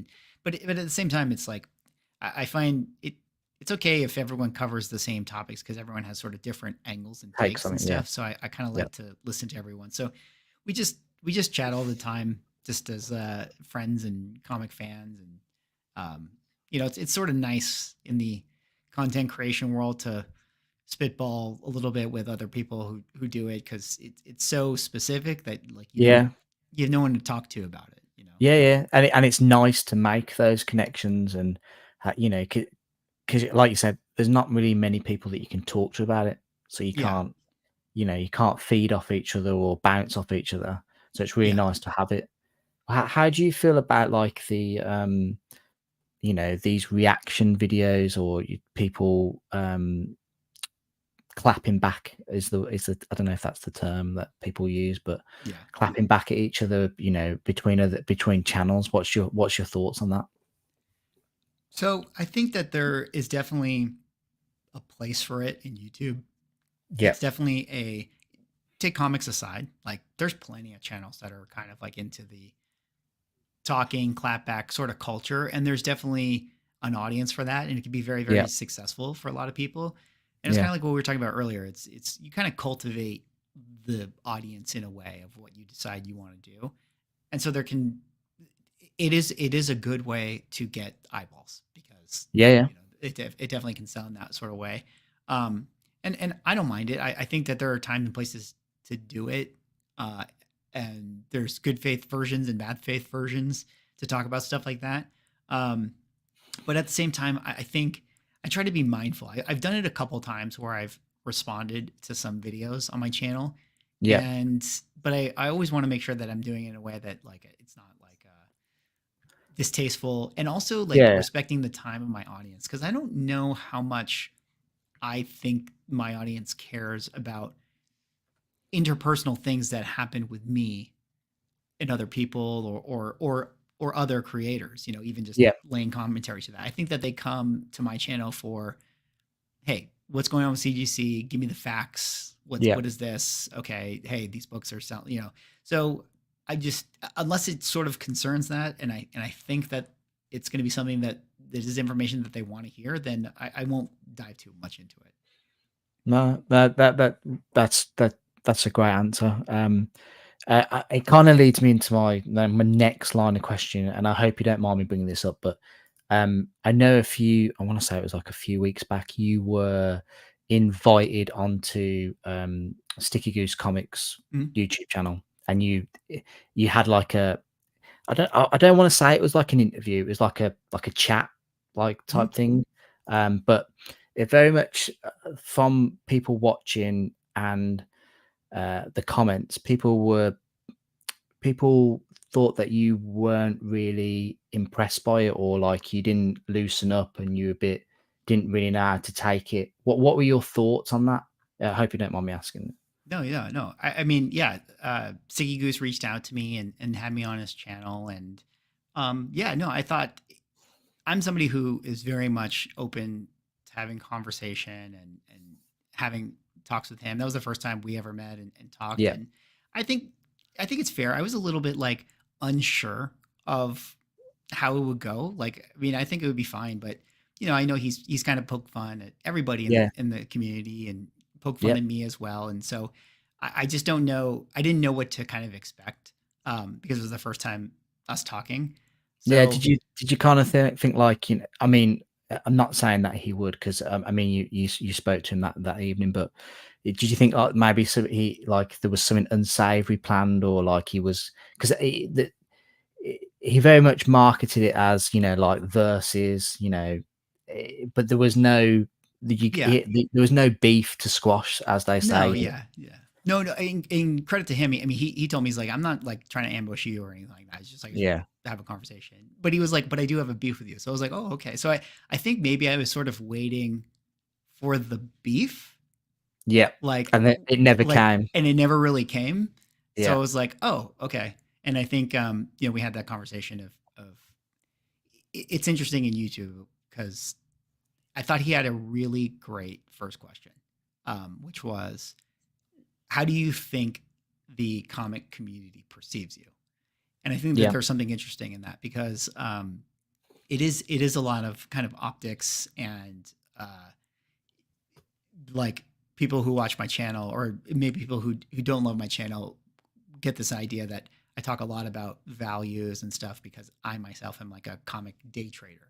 But it's like, yeah, well, there's obviously I index a lot on values and stuff, but at the same time, I am really coming at it as a place to sort of like dispel a lot of confusion around prices and values and try to help people be yeah, savvy in like how they approach this stuff. Um, so I thought that was interesting, and that was a lot of the conversation where it's like he sort of felt like, I had a perception of you, and then as I watched more, I was like, oh, I think I kind of understand him more. Um, yeah. And again, like, I watch his videos, and I always found them entertaining and above anything else. But when I did an interview with him, like I'm doing now, you get to know somebody a bit better. Like you kind of realize it's all just really for views. Like he's playing that role. He knows that those videos are gonna attract the audience to watch them. It's gonna invoke a reaction, and like you will see it and I see it. Like people are talking about his channel everywhere, like on mhm. different channels. There's videos titled Sticky Goose Comics. It gets more views for like smaller channels, etc. But I suppose what I was trying to really get at is that I mean, people will know this. I was actually backstage for that whole Mhm. interview. Uh, and I was there because I'll be honest, Sticky Goose Daniel messaged me saying, "Would you mind coming on? Because I don't. He's not. I hope he's if he's watching this or if he later watches it, doesn't mind me saying he's not very good with tech. I would say and I think he's quite nervous at doing lives because." My interactions with him, he has always been upfront, and he's always said to me, by me affiliating with you, or you having me on your channel, you might get the negativity that I've got on mine. And I don't want that for you. And I thought that was really like that is not the Sticky Goose Comics that you see on the videos, who is all brash and, you know, poking fun at everybody and seems to have like the thickest skin going. He is very much like, he is very kind and considerate to me. That's my opinion. And I think he gets nervous about his lives, because I think if you read his comment section, you can see like some of the comments that he gets aren't very nice, and they're probably a lot easier to ignore there. But then when you're on a live stream and you've got people in the chat and you see it going, it's I can kind of see it from that point. He probably, that would probably be very daunting for him. But if you like, from my memory, there wasn't really any negative comments coming from that. Yeah. If anything, it was, you know, that Razor Comics going on about your mic. That was it. You know what I mean? That was probably the most worst thing about it. Well, even for me too, it's like, I don't know if there are people, you know, we actually talked about this earlier in the chat, where it's like, sometimes it's hard to follow along the chat when you're just talking, but like you can kind of catch it out of the corner of your eye. Yeah. And I didn't really know what people were saying, but I could see or feel a little bit of passion sometimes in the comments. But I didn't want that either, because I don't want like people like coming in and like, if they watch my channel and they're like, "Oh, Sticky, you suck," or something. Like, I don't want that. Like, because it's like, I'm just here talking to him now, and like, I don't want like there to be like too much negativity in the space. And yeah, I think, I mean, I understand him for sure now, and I think I always had a good understanding of what he was doing. Like, I get it. Like, I'm of the internet. I watch all like the entertainment YouTube stuff, and even outside comic books. So I totally understood that he was cracking jokes and stuff. And I think like, it's just you know, what is it, the wrestling terms, like you can work yourself into a shoot, which is one way of saying like, it's all jokes, and then sometimes like people, whether it's a joke or not, like people get upset, and then that becomes the fight, you know. So then it's like the Icarus, like, you know, I said to Sticky Goose kind of on the stream, it's like, well, you know, I mean, if you poke the bear, like you might get too close, you know, a claw swipe back at you, or Icarus, you fly close to the sun. It's like the video he made where he roasted all the YouTubers, which I wouldn't like. It's totally fine if he teases, roast me, whatever. Like, you know, it's I'm totally fair game for that. But I was and while I would never flag, you know, his video or his channel or anything like that, I joked with him. I was like, I mean, you know, if you call out 40 people, like, so one of them might do it. Yeah. It's like you stick 10 people in a room, everyone, you know, not everyone's going to have the same opinion, are they? Like, you know. Yeah. Not everyone's, you can't control how people react to it, but you know, I think you just know that if you cover it, like it's gonna be a thing. Like, even, you know, I don't think this is fair to say, but it's like when I did the video of the Marvel whatnot trading card packs, which maybe we'll get into. Yeah. I got a message from people at whatnot, you know, so, but what I'm saying is, so it's interesting, because it's like, when you make this stuff, even though you're just in your room and you're not really thinking about people watching it, like, I know that if I talk about it, people will see it. So anyways, I say that to kind of set up, like, with Sticky, like, if you talk about people, they'll see it, you know, Comic Tom's going to see it. Oh yeah, of course, yeah. And I think I think next week he has actually got Comic Tom on. Yeah. Which will be, I don't think. Well, I don't know. Is it? I mean, you know, again, marketing wise, it's going to be this thing. I don't know what it's going to be like, but the week after, I've actually got Tom on as well. So cool. I'll have him. I'll have in the aftermath of that, I will have him on here, so that'll be cool. That's a bit of an exclusive. I think it's good to have these types of conversations, like you said. It's like just getting to know people a little bit more, and having the conversations, I think, helps everyone understand each other better. Which again is why I wanted to be on his channel when he reached out.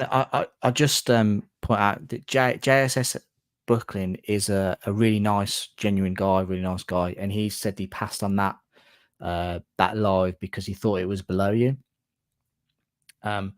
but and that JSS Booking is totally entitled to his opinion. No one can take that away from him. Yeah, I think that's okay.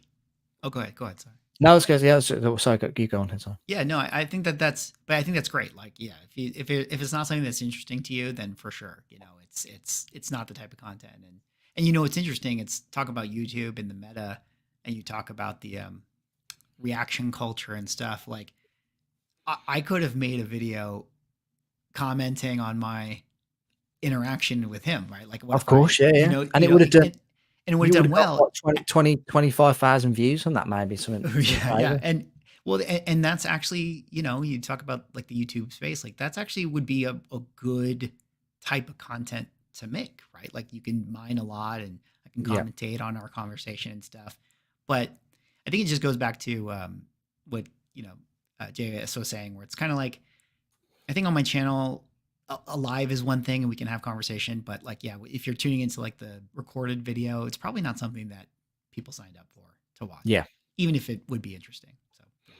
So, Comic Journey has put, truth is everyone usually gets a bit guarded when you go on another channel live. That changes with the banter, audience participation and comfort form before. And that's what that is so true. Like I try to, I'm not trying to say that I'm trying to get you in a vulnerable state and where you can unwind and divulge your deepest, darkest secrets. But I like try and make you feel a bit comfortable and relaxed. And, like I've only just really, I know I met you, backstage and stuff on Sticky's thing, but I genuinely think you're a really nice guy. Like I don't get any bad sort of vibes from you. So and I think it's great to chat to people and like form these sorts of relationships. So, yeah. No, I think Comic Journey is right. And CJ definitely knows. I mean, he's having more interviews and with the live streams. I mean, he's got like got the Brady Bunch, in there sometimes, like with all so many people. So like you're balancing a lot of personalities and that is kind of the art too, right? Is being the host and setting the mood. Yeah, and I don't think I prefer the one-to-one because I think it's more intimate and more relaxed. I think if there's a few of it's too difficult to do an interview. It's more like a hangout, which there's nothing against hangouts. I think that's that's really good. But all jokes aside, it's all jokes and fun unless someone else is joking about it. True. JSS Brooklyn said thank you. So in terms of Sticky Goose, then that interview, and you remember I said backstage to you like I was going to try and land something, and I hope this lands. But obviously I watched that interview in its entirety, and I was backstage, and I thought there was one pertinent point in that live stream where you kind of like shied away from the truth, and I'm just going to play the clip now if you don't mind, and you guys will see what I mean in a second. I work in film and entertainment and the film industry, so it's like I have kind of a perspective on it that I feel like might be interesting to share, but at the same time, it's like the adult. Sometimes, what's that? Is it the adult film industry? No, it's not. Sadly. Yeah, unfortunately. But it's the one that doesn't pay nearly as well as the other. So you said that you didn't work in the adult film industry. Then didn't you direct this guy?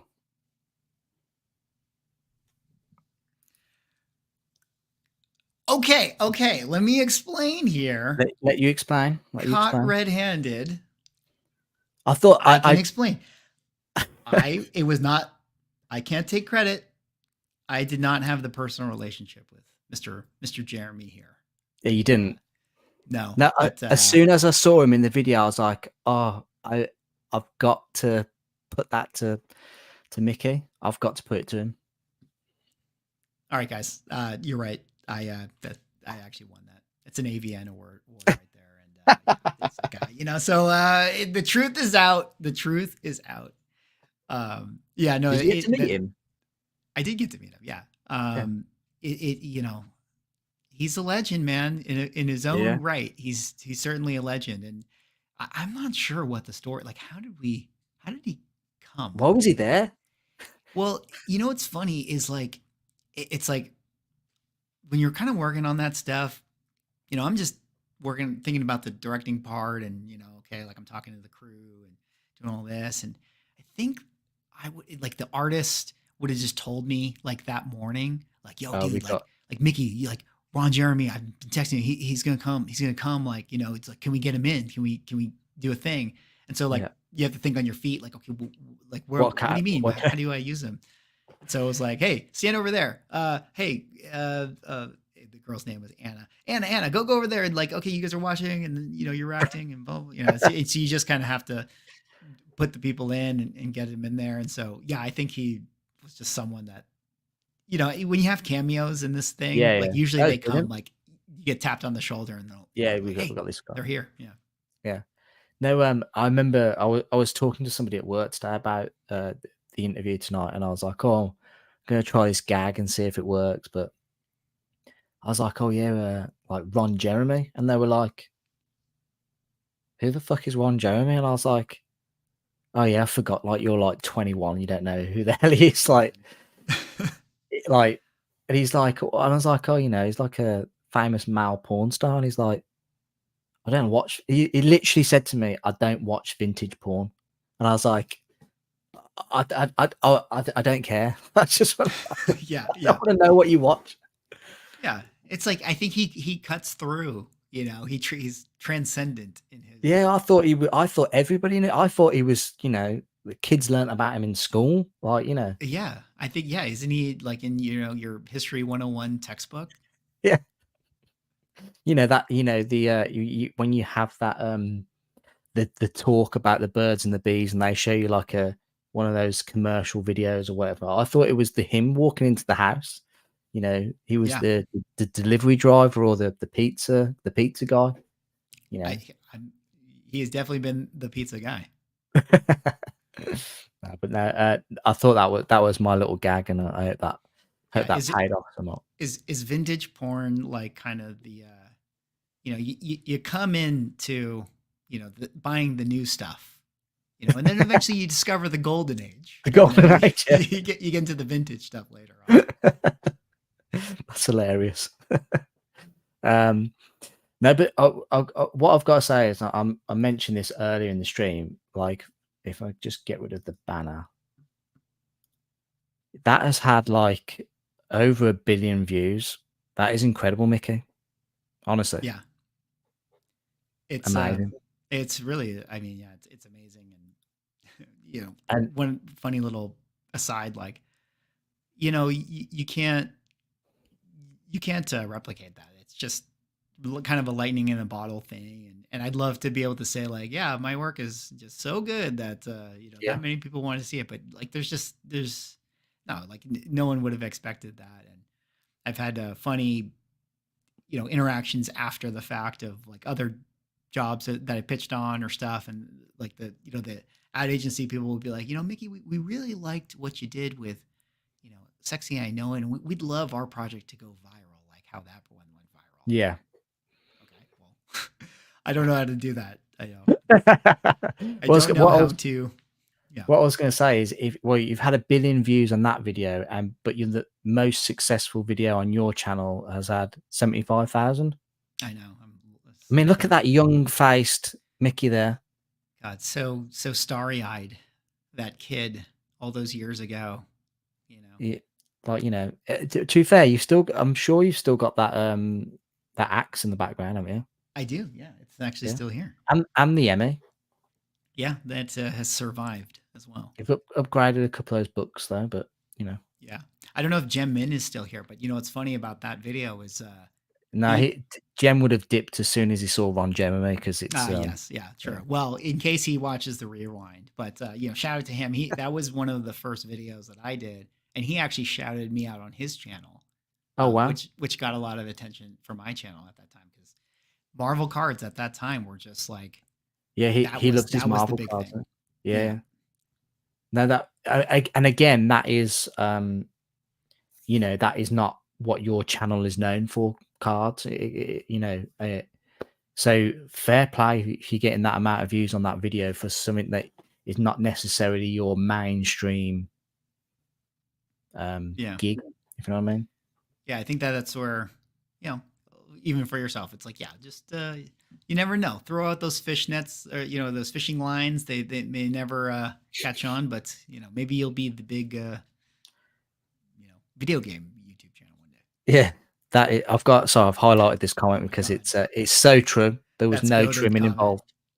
That is the comment of the show. That is write that down. Well done, CJ. Well done. Yeah. So that so that leads me into my next question. Is who is the most interesting person you've directed? So I thought it might have been Ron Jeremy, but I'm sure you've got a whole host of people. He's up there for sure. Now, interesting. The first person that comes to mind, and maybe interesting, maybe it's not the right adjective, but I think when I worked with Usher, I think he was the most inspiring person that I've talked to. Yeah. And so I'm going to use him as interesting, but I got to have a lot of conversations with him.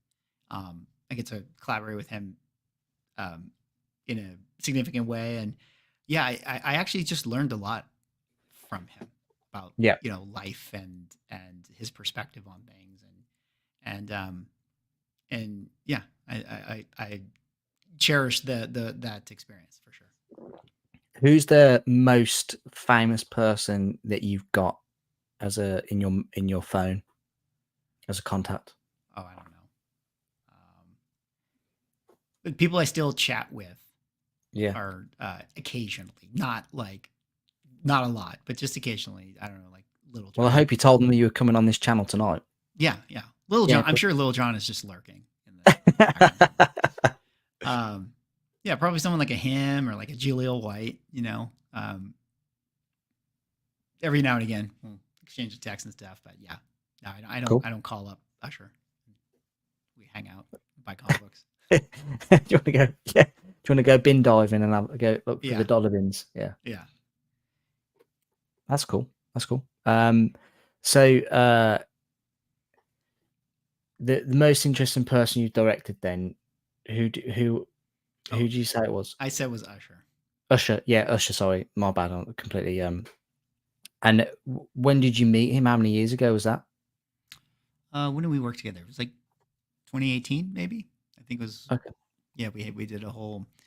He had a company that he was launching. It was like kind of like an America's Got Talent sort of show that was actually out in Australia. And so we did a whole campaign and worked together and collaborated on a bunch of aspects of the project. And so we spent not like a ton of time together, but we spent some time together and had conversations. And yeah, actually he's one of the things that actually I can share with you as far as social media, as you make YouTube videos and get comments and stuff. But he was one of the first people that effectively now was like post and ghost. I'm sure you've heard the post and ghost sort of mantra of social media, which is to say, hey, you make a video, you put it on Instagram, you put it out there, and once it's in the world, you just don't worry about what people say. That mantra. Yeah. And so that was, in 2018, that would have been like a revolutionary idea in my mind, where he's just sort of like, it's when you create something, like it's no longer yours. You make something, you put it out into the world. So someone somewhere, it's going to be somewhere on some server, and someone's recorded it or downloaded it, so it's never really truly gone. Yeah, and it's also in your creative endeavors too, right? Like it's very helpful to think about stuff in that way, where I don't take things personally. If you read Sanity and you don't like it, or you think the comic book is bad or something, like it sort of takes its own sort of life and meaning. And when people have it and they read it in a certain way or watch the videos or whatever, it's out for them to sort of decide. And that's something that as someone kind of in the space, I found that actually a very helpful way to think about things that I put out. So I can understand where you're coming from now, where you saw him as like kind of inspiring. Yeah. That's And nice. he's somebody that certainly has to deal with, media on a different level than any of us could ever imagine. Yeah, 100%. So one of the big questions really is that I wanted to ask, and you've done many videos on this organization or this company, and I wanted to ask, do you think that CGC is a sinking ship, or what do you think? No, I don't, because here's the thing. I think that we in social media are very in tune to what is happening with the collecting world and the grading world and all this stuff. And as much as we all talk about CGC and stuff, I genuinely think like the majority of people, like the entirety of like the comic collecting world, really doesn't know anything about bendgate. Like I think like I'd be shocked if more than 15 to 20% of the collector world knows of it or has heard of it or is familiar with what it is even in reference to. And so I kind of just think like it's something where CGC, like it's not good for their business. And I'm sure that, it does affect them to some degree, but I think sinking ship would be a step too far for them. I think that they still have a tremendous like amount of people that use their company and submit books and if you go to like any of the cons like San Diego Comic-Con, I mean their booth is packed. So. But all that being said, I mean no one is too big to fail, and they are definitely in a position, as we've had conversations about the PSA and them coming in. I mean, they're for sure a formidable challenge. So that'll be interesting to see what happens. Yeah, we have our mutual friend Manu, who is very much, like quite heavily involved in that, and yourself, you were as well. I remember watching the stream where you, Manu, and I want to say was it Neo's comics cards, was it? Yeah. And you guys were pretty much like one of the first people to touch the prototype slab and have a look at it. Mm-hmm. Even though you kept saying hypothetically, like not to break NDA. Yeah. Hypothetically, if I were to touch that, in theory. So what in terms of CGC, that I am like a CGC fanboy, like very much. I have like 200 slabs. I've got like a hat right there. Like I'm a big fan. And it genuinely breaks my heart, like seeing all this scandal after scandal, and them not really showing any remorse, or there's no sort of like we've done wrong. This is what we're going to do to make it right. Like with Bendgate, there's no bar CGC Mike, God bless him. Like we've not heard anything really from him. Like it's crazy to think that I've got 2 damaged books here. I don't know what to do. Yeah, it is kind of a shame, and that's where it kind of goes back to that that point of I wonder if they think of it in terms of this calculation of, well, if we post a hey, this is happening, or PR statement, like an official PR statement, not just like a forum like CGC Mike, like then we're going to make people aware who by and large are not aware. Yeah. Right. Because like the media, like the like the massive, say like 80% of their customers that have no idea that it's going on. So kind of it does feel bad, right? Because it's like on the one hand, it's like you kind of want them to talk more about it or put something out, but on the other hand, I mean, in the corporate world of it, they're probably just like, probably should just not say anything. Yeah. I've seen people on live streams where they've been made aware of it, and they were like, "Oh, I've had some books back, like like a few weeks back," and then they're there on the live stream and they're going, "Oh yeah, like smash, like the spine is damaged in the middle, what's going on there?" And Yeah, just like yeah, how, because let's be honest, like unless you're displaying these books, you get them back. Mine are going straight into BCW graded comic bins. Like the majority of them are. So like it might not necessarily, the damage might not have took hold there. It might be while it's sat in there just bend, yeah. constricting. You don't Just know, crack. do you? You don't know if it's a reaction to some. You get hot weather one day and it like expands, and you just like you really don't know. Yeah, So that there's going to be probably thousands of books that have been damaged that people aren't aware of yet. yeah. No, it's true. And I mean, and again, I'm not trying to apologize for them, but like, I think we've all had raw comics that you've kind Oh of yeah. seen, like, it's kind of bows a little bit in Mhm. like a bag, like the spine. I don't know what it is. Maybe there is just the spine is just not as taut as it needs to be. So it has that little center thing. So yeah, who knows? Like, I'm sure they're doing their part, with the slabs is Yeah. bending that stuff. But yeah, it's hard to know where how much of it is being affected. How many books are we talking about? What is the cause? Are they purely the cause? Is this Well, it so? seems to be like a particular age of books, isn't it? It's not really. I haven't seen. I don't know if you haven't seen any golden age or anything like that. Bigger size formats. Yeah, yeah. Well, from that post, they said on the forum, it was like, oh, we identified that it's this inner well, which is like our slimmer, I guess, more Modern. modern stuff Yeah. that has that. So yeah, maybe that's it. And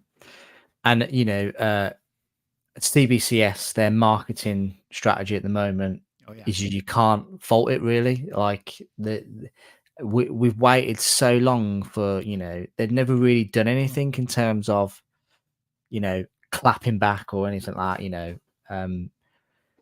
Especially with the whole rehold gate earlier, at the end of last year. But it's good to see them now like doing these like little shorts because they are genuinely really good. Like yeah, it's like something that Ryan Reynolds would think. He's like a marketing genius at the moment. Like you can't yeah, fault him. yeah. No, I think it's fun, and clearly the responses have been, a lot of smiling, laughing emojis, and people really, digging it. And yeah, hopefully, CBCS can use that momentum to, you know, do whatever they need to do to take that next step into, Yeah, the hobby.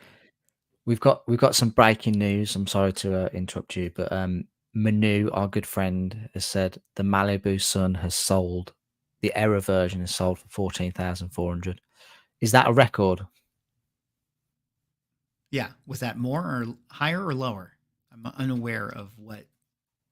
Record or not, Manu? Let's ask him. Yeah, well, I know that's not his book, is it? That's just one that he was keeping an No, eye I on. think. Yeah, I think I could be mistaken. I think there's like 3 on the census or something like that. Yeah, So he has he one was just extra. keeping an eye on what to see it was selling for. Yeah, I so mean, he was curious. a fantastic book to have if you've got it in such a high grade like that. Oh, the record was 2,100 for the yellow label and 22. Oh, so it's down. But I guess it was a yellow label. Yeah, So that would be Todd's signature, wouldn't it? That would be all. yeah, Doesn't you can't really command 6. yeah. So yeah, it's definitely down from the last sale. But hey, Good sales still dep for this current climate, I imagine. yeah, yeah. Um, And depending on what you got the book for and what you have into it, I mean, maybe 14 is great. Nice. Well, Manu's got one, and I don't know if it's for sale or if he's going to keep it. I don't know, but a fantastic book, buddy. Really, really good. So, will you be sending any books to PSA? I think I would like to try for sure to send some books to PSA.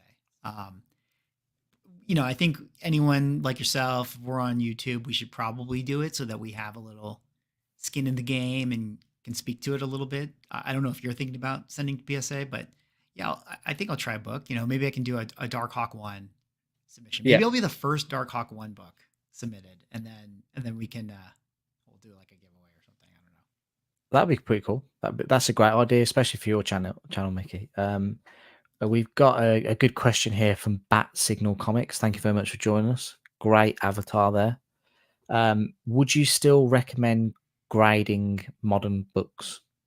What with CGC at the moment? Is that the question? Or Yeah, I guess probably the best time to send them, really, because they know there's an issue.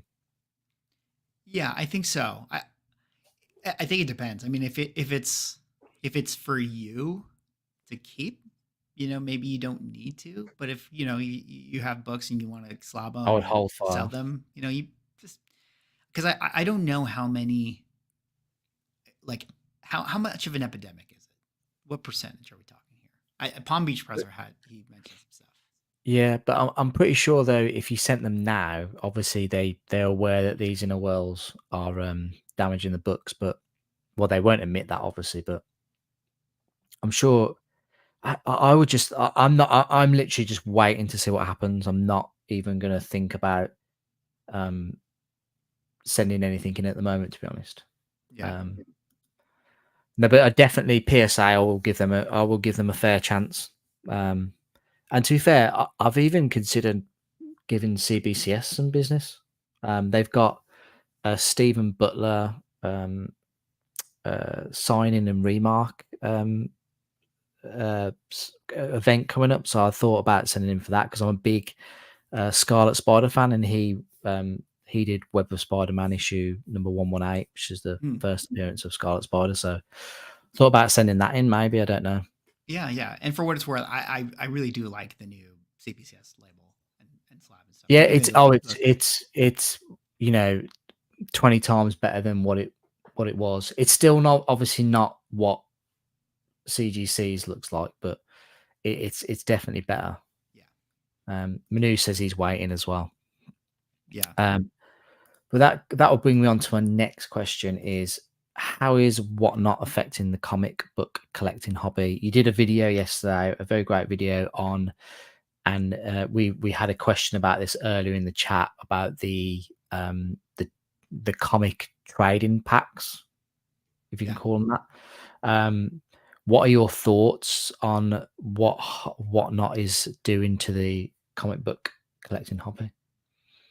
I want to be fair, where it's like, I think Whatnot came in a big way, and they have a very interesting company, and in a lot of ways they're doing a lot of good stuff, and people who use Whatnot, I think there's a lot of people that use it well and they enjoy it.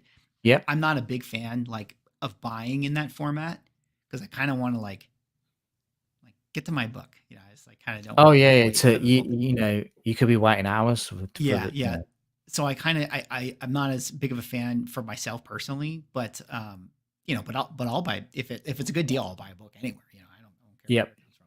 But I do think that there definitely have been some pain points for sure with Whatnot, where it's like the sellers on there have been kind of shady, and it's sort of like should Whatnot be looking out for that and all this, and we kind of have this new trading comic pack thing, which to me also is, listen, it's a good idea. They should do it because it works, right? Like, it sells. Like, there's a reason why it's so successful. Well, it's addictive. I don't know 100%. If you bought off there. It's very, very easy to buy comic books off there.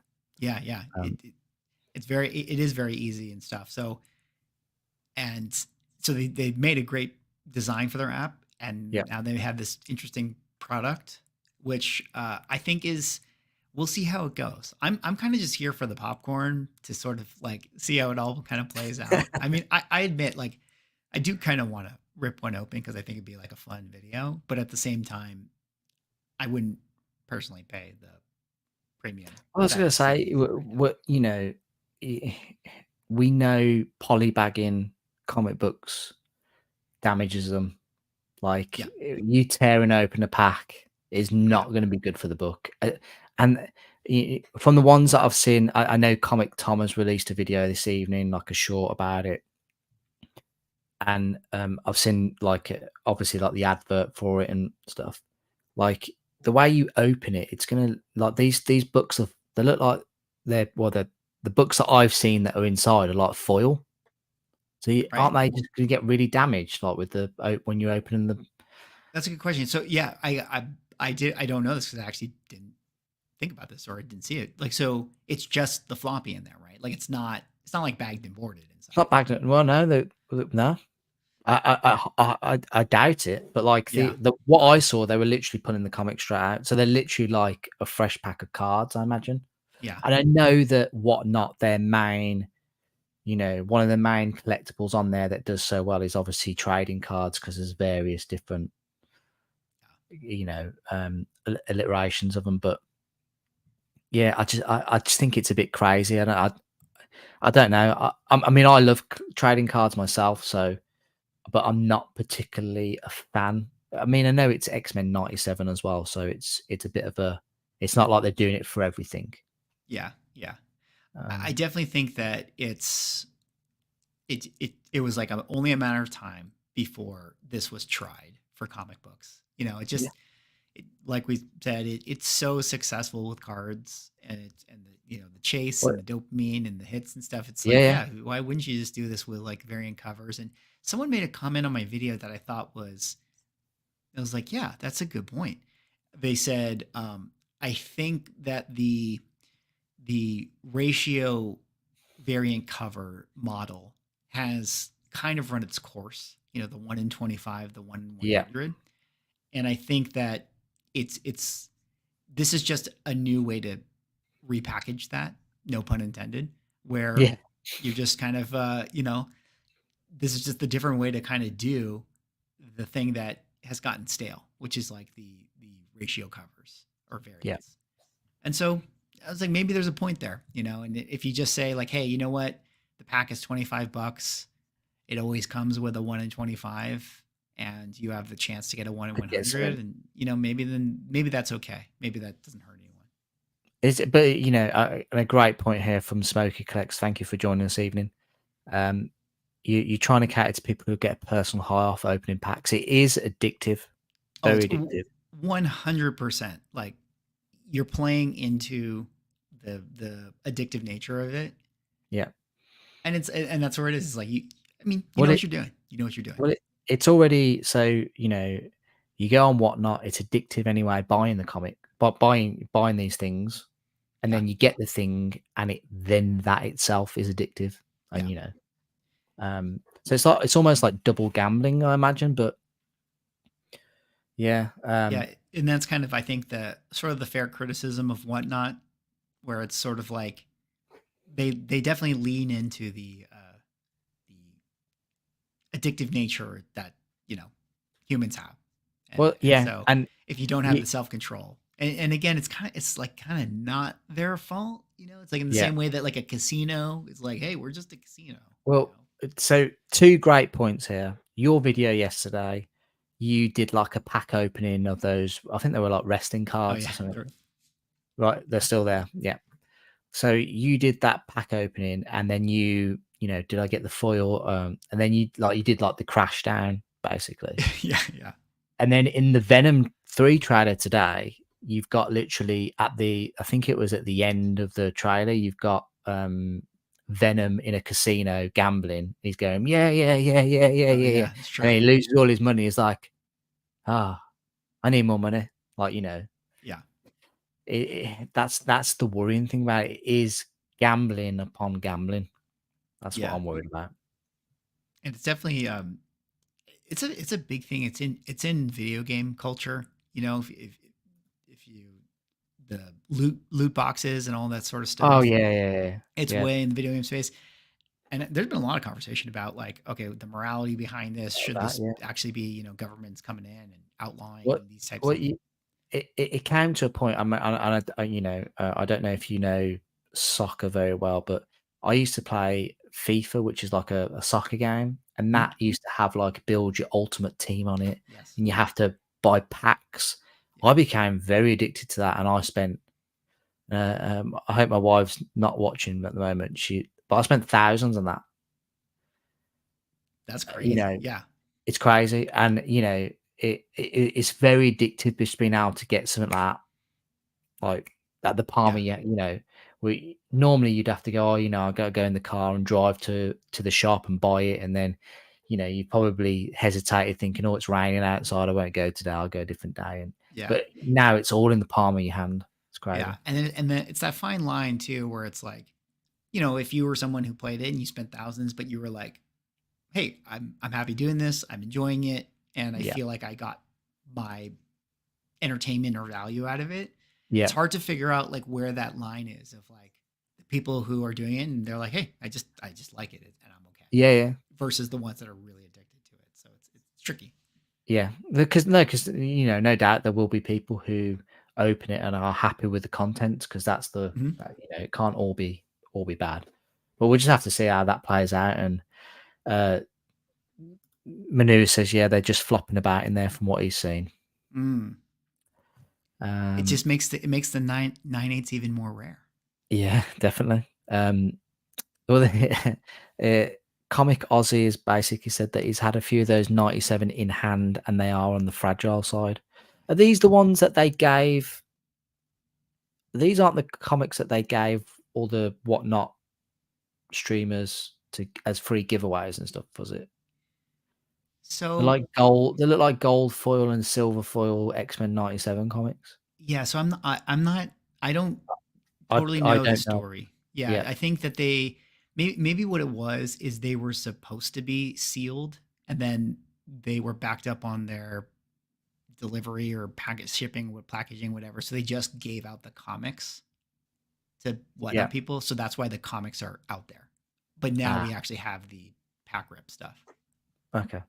Yeah, because those I'm pretty sure they were selling for like $100, those variants, the whatnot variants. So are they less rare now that everyone's going to be able to get hold of them? And well, if they say that the print, they said what the print run is. So well, they don't all have a flamethrower, I guess. They haven't all got that guy from down the road to come and burn.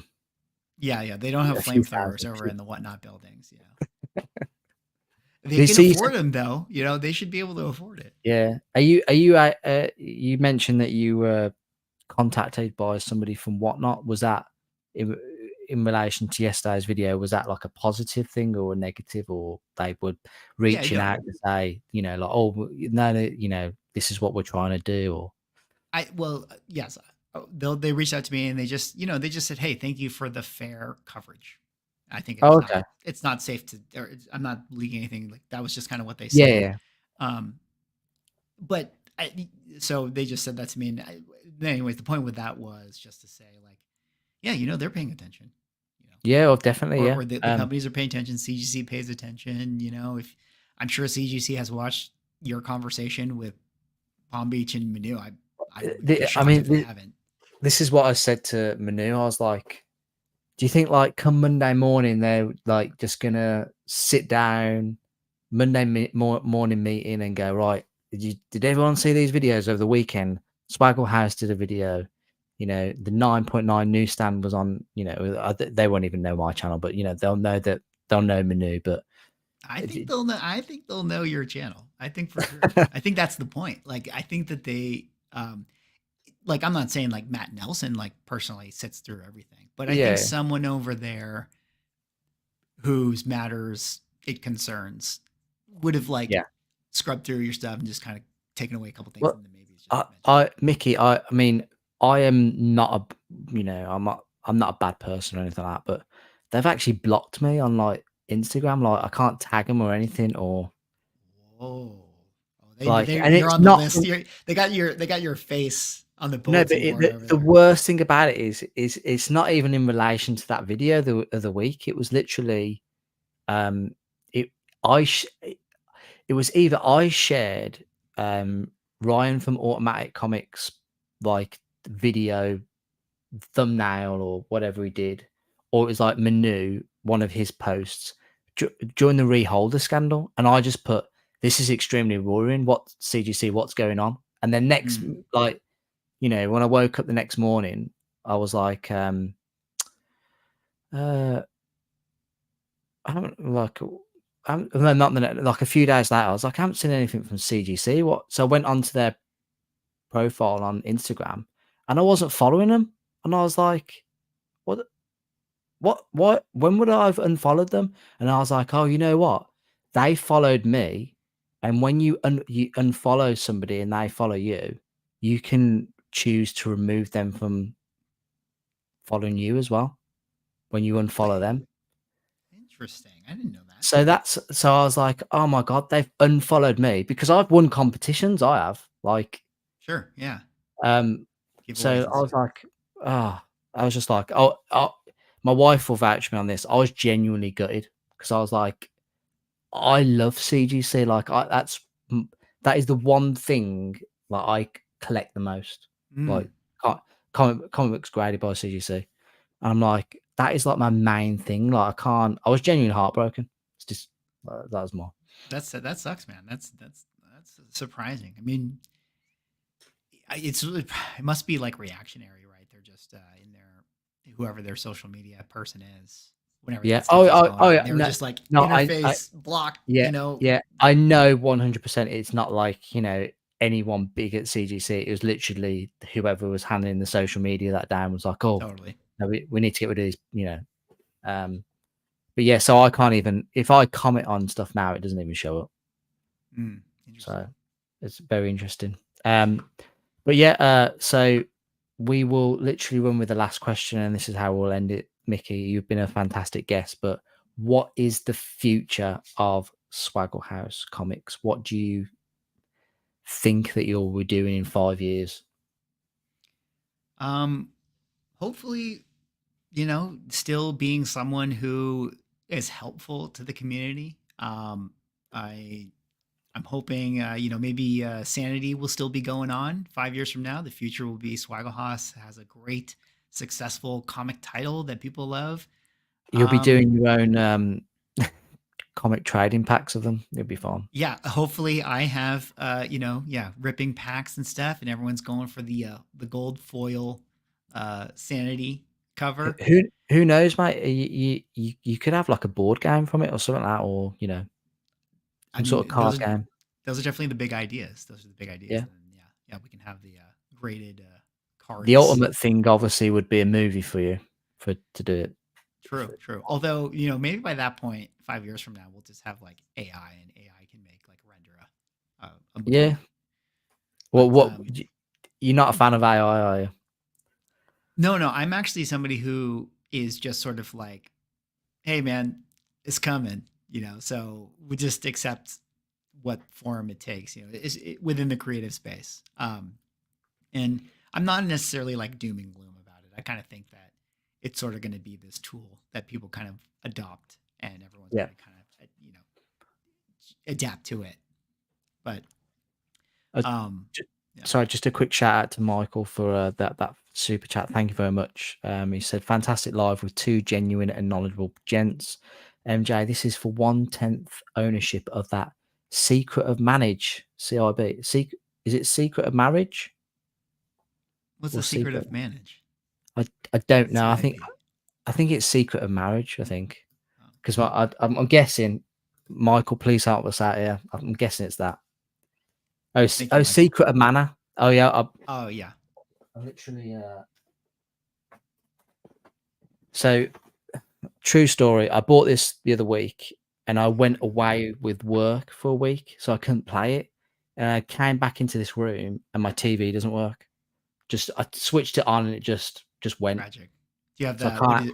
What is it? The CTV is like the square one, right? That you have to use for the CRT. Yeah, you need those old TVs. They are the old games look great on them. It's crazy. You just think that it doesn't work properly. So I was just right there. Gone. Yeah. So sorry, I interrupted you there, but I do apologize. Yeah, no. Showers, Michael.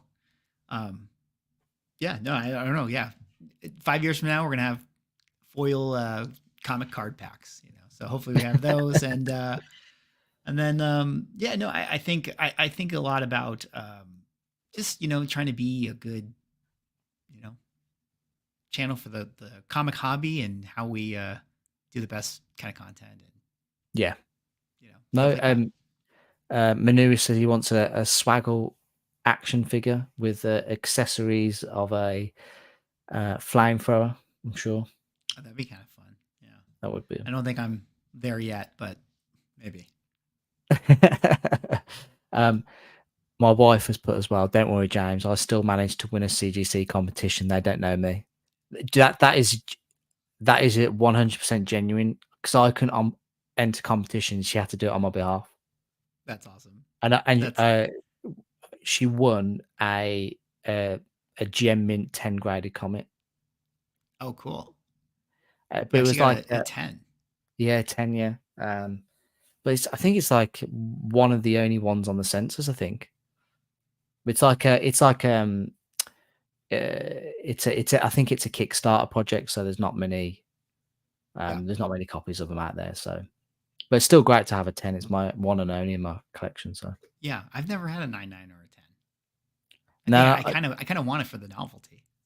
Well, to be fair, like a Dark Hawk 1 and a 9.9 would be pretty good. It hasn't happened yet, but like, how could there not be one?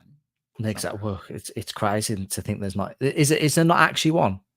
No, I'm not on the census. Do you think if someone gets one, they'll reach out to you? Would you buy it? No. If that was on Heritage, if you went on that auction watch earlier, right, and there was a Dark Hawk issue number 1, 9.9, would you have been tempted to bid on it? I would definitely be interested. But the thing is like, if it sells for like $14,000, like, I'd be such a bad fan if I didn't obviously spend $14,000 on it, But like, it depends on what the price is. But I definitely would want it. I would definitely want it. So we'll have to see. No, but I would love for you to get that. And I just want to say, Mickey, you have been absolutely fantastic. It has been a genuine pleasure getting to know you.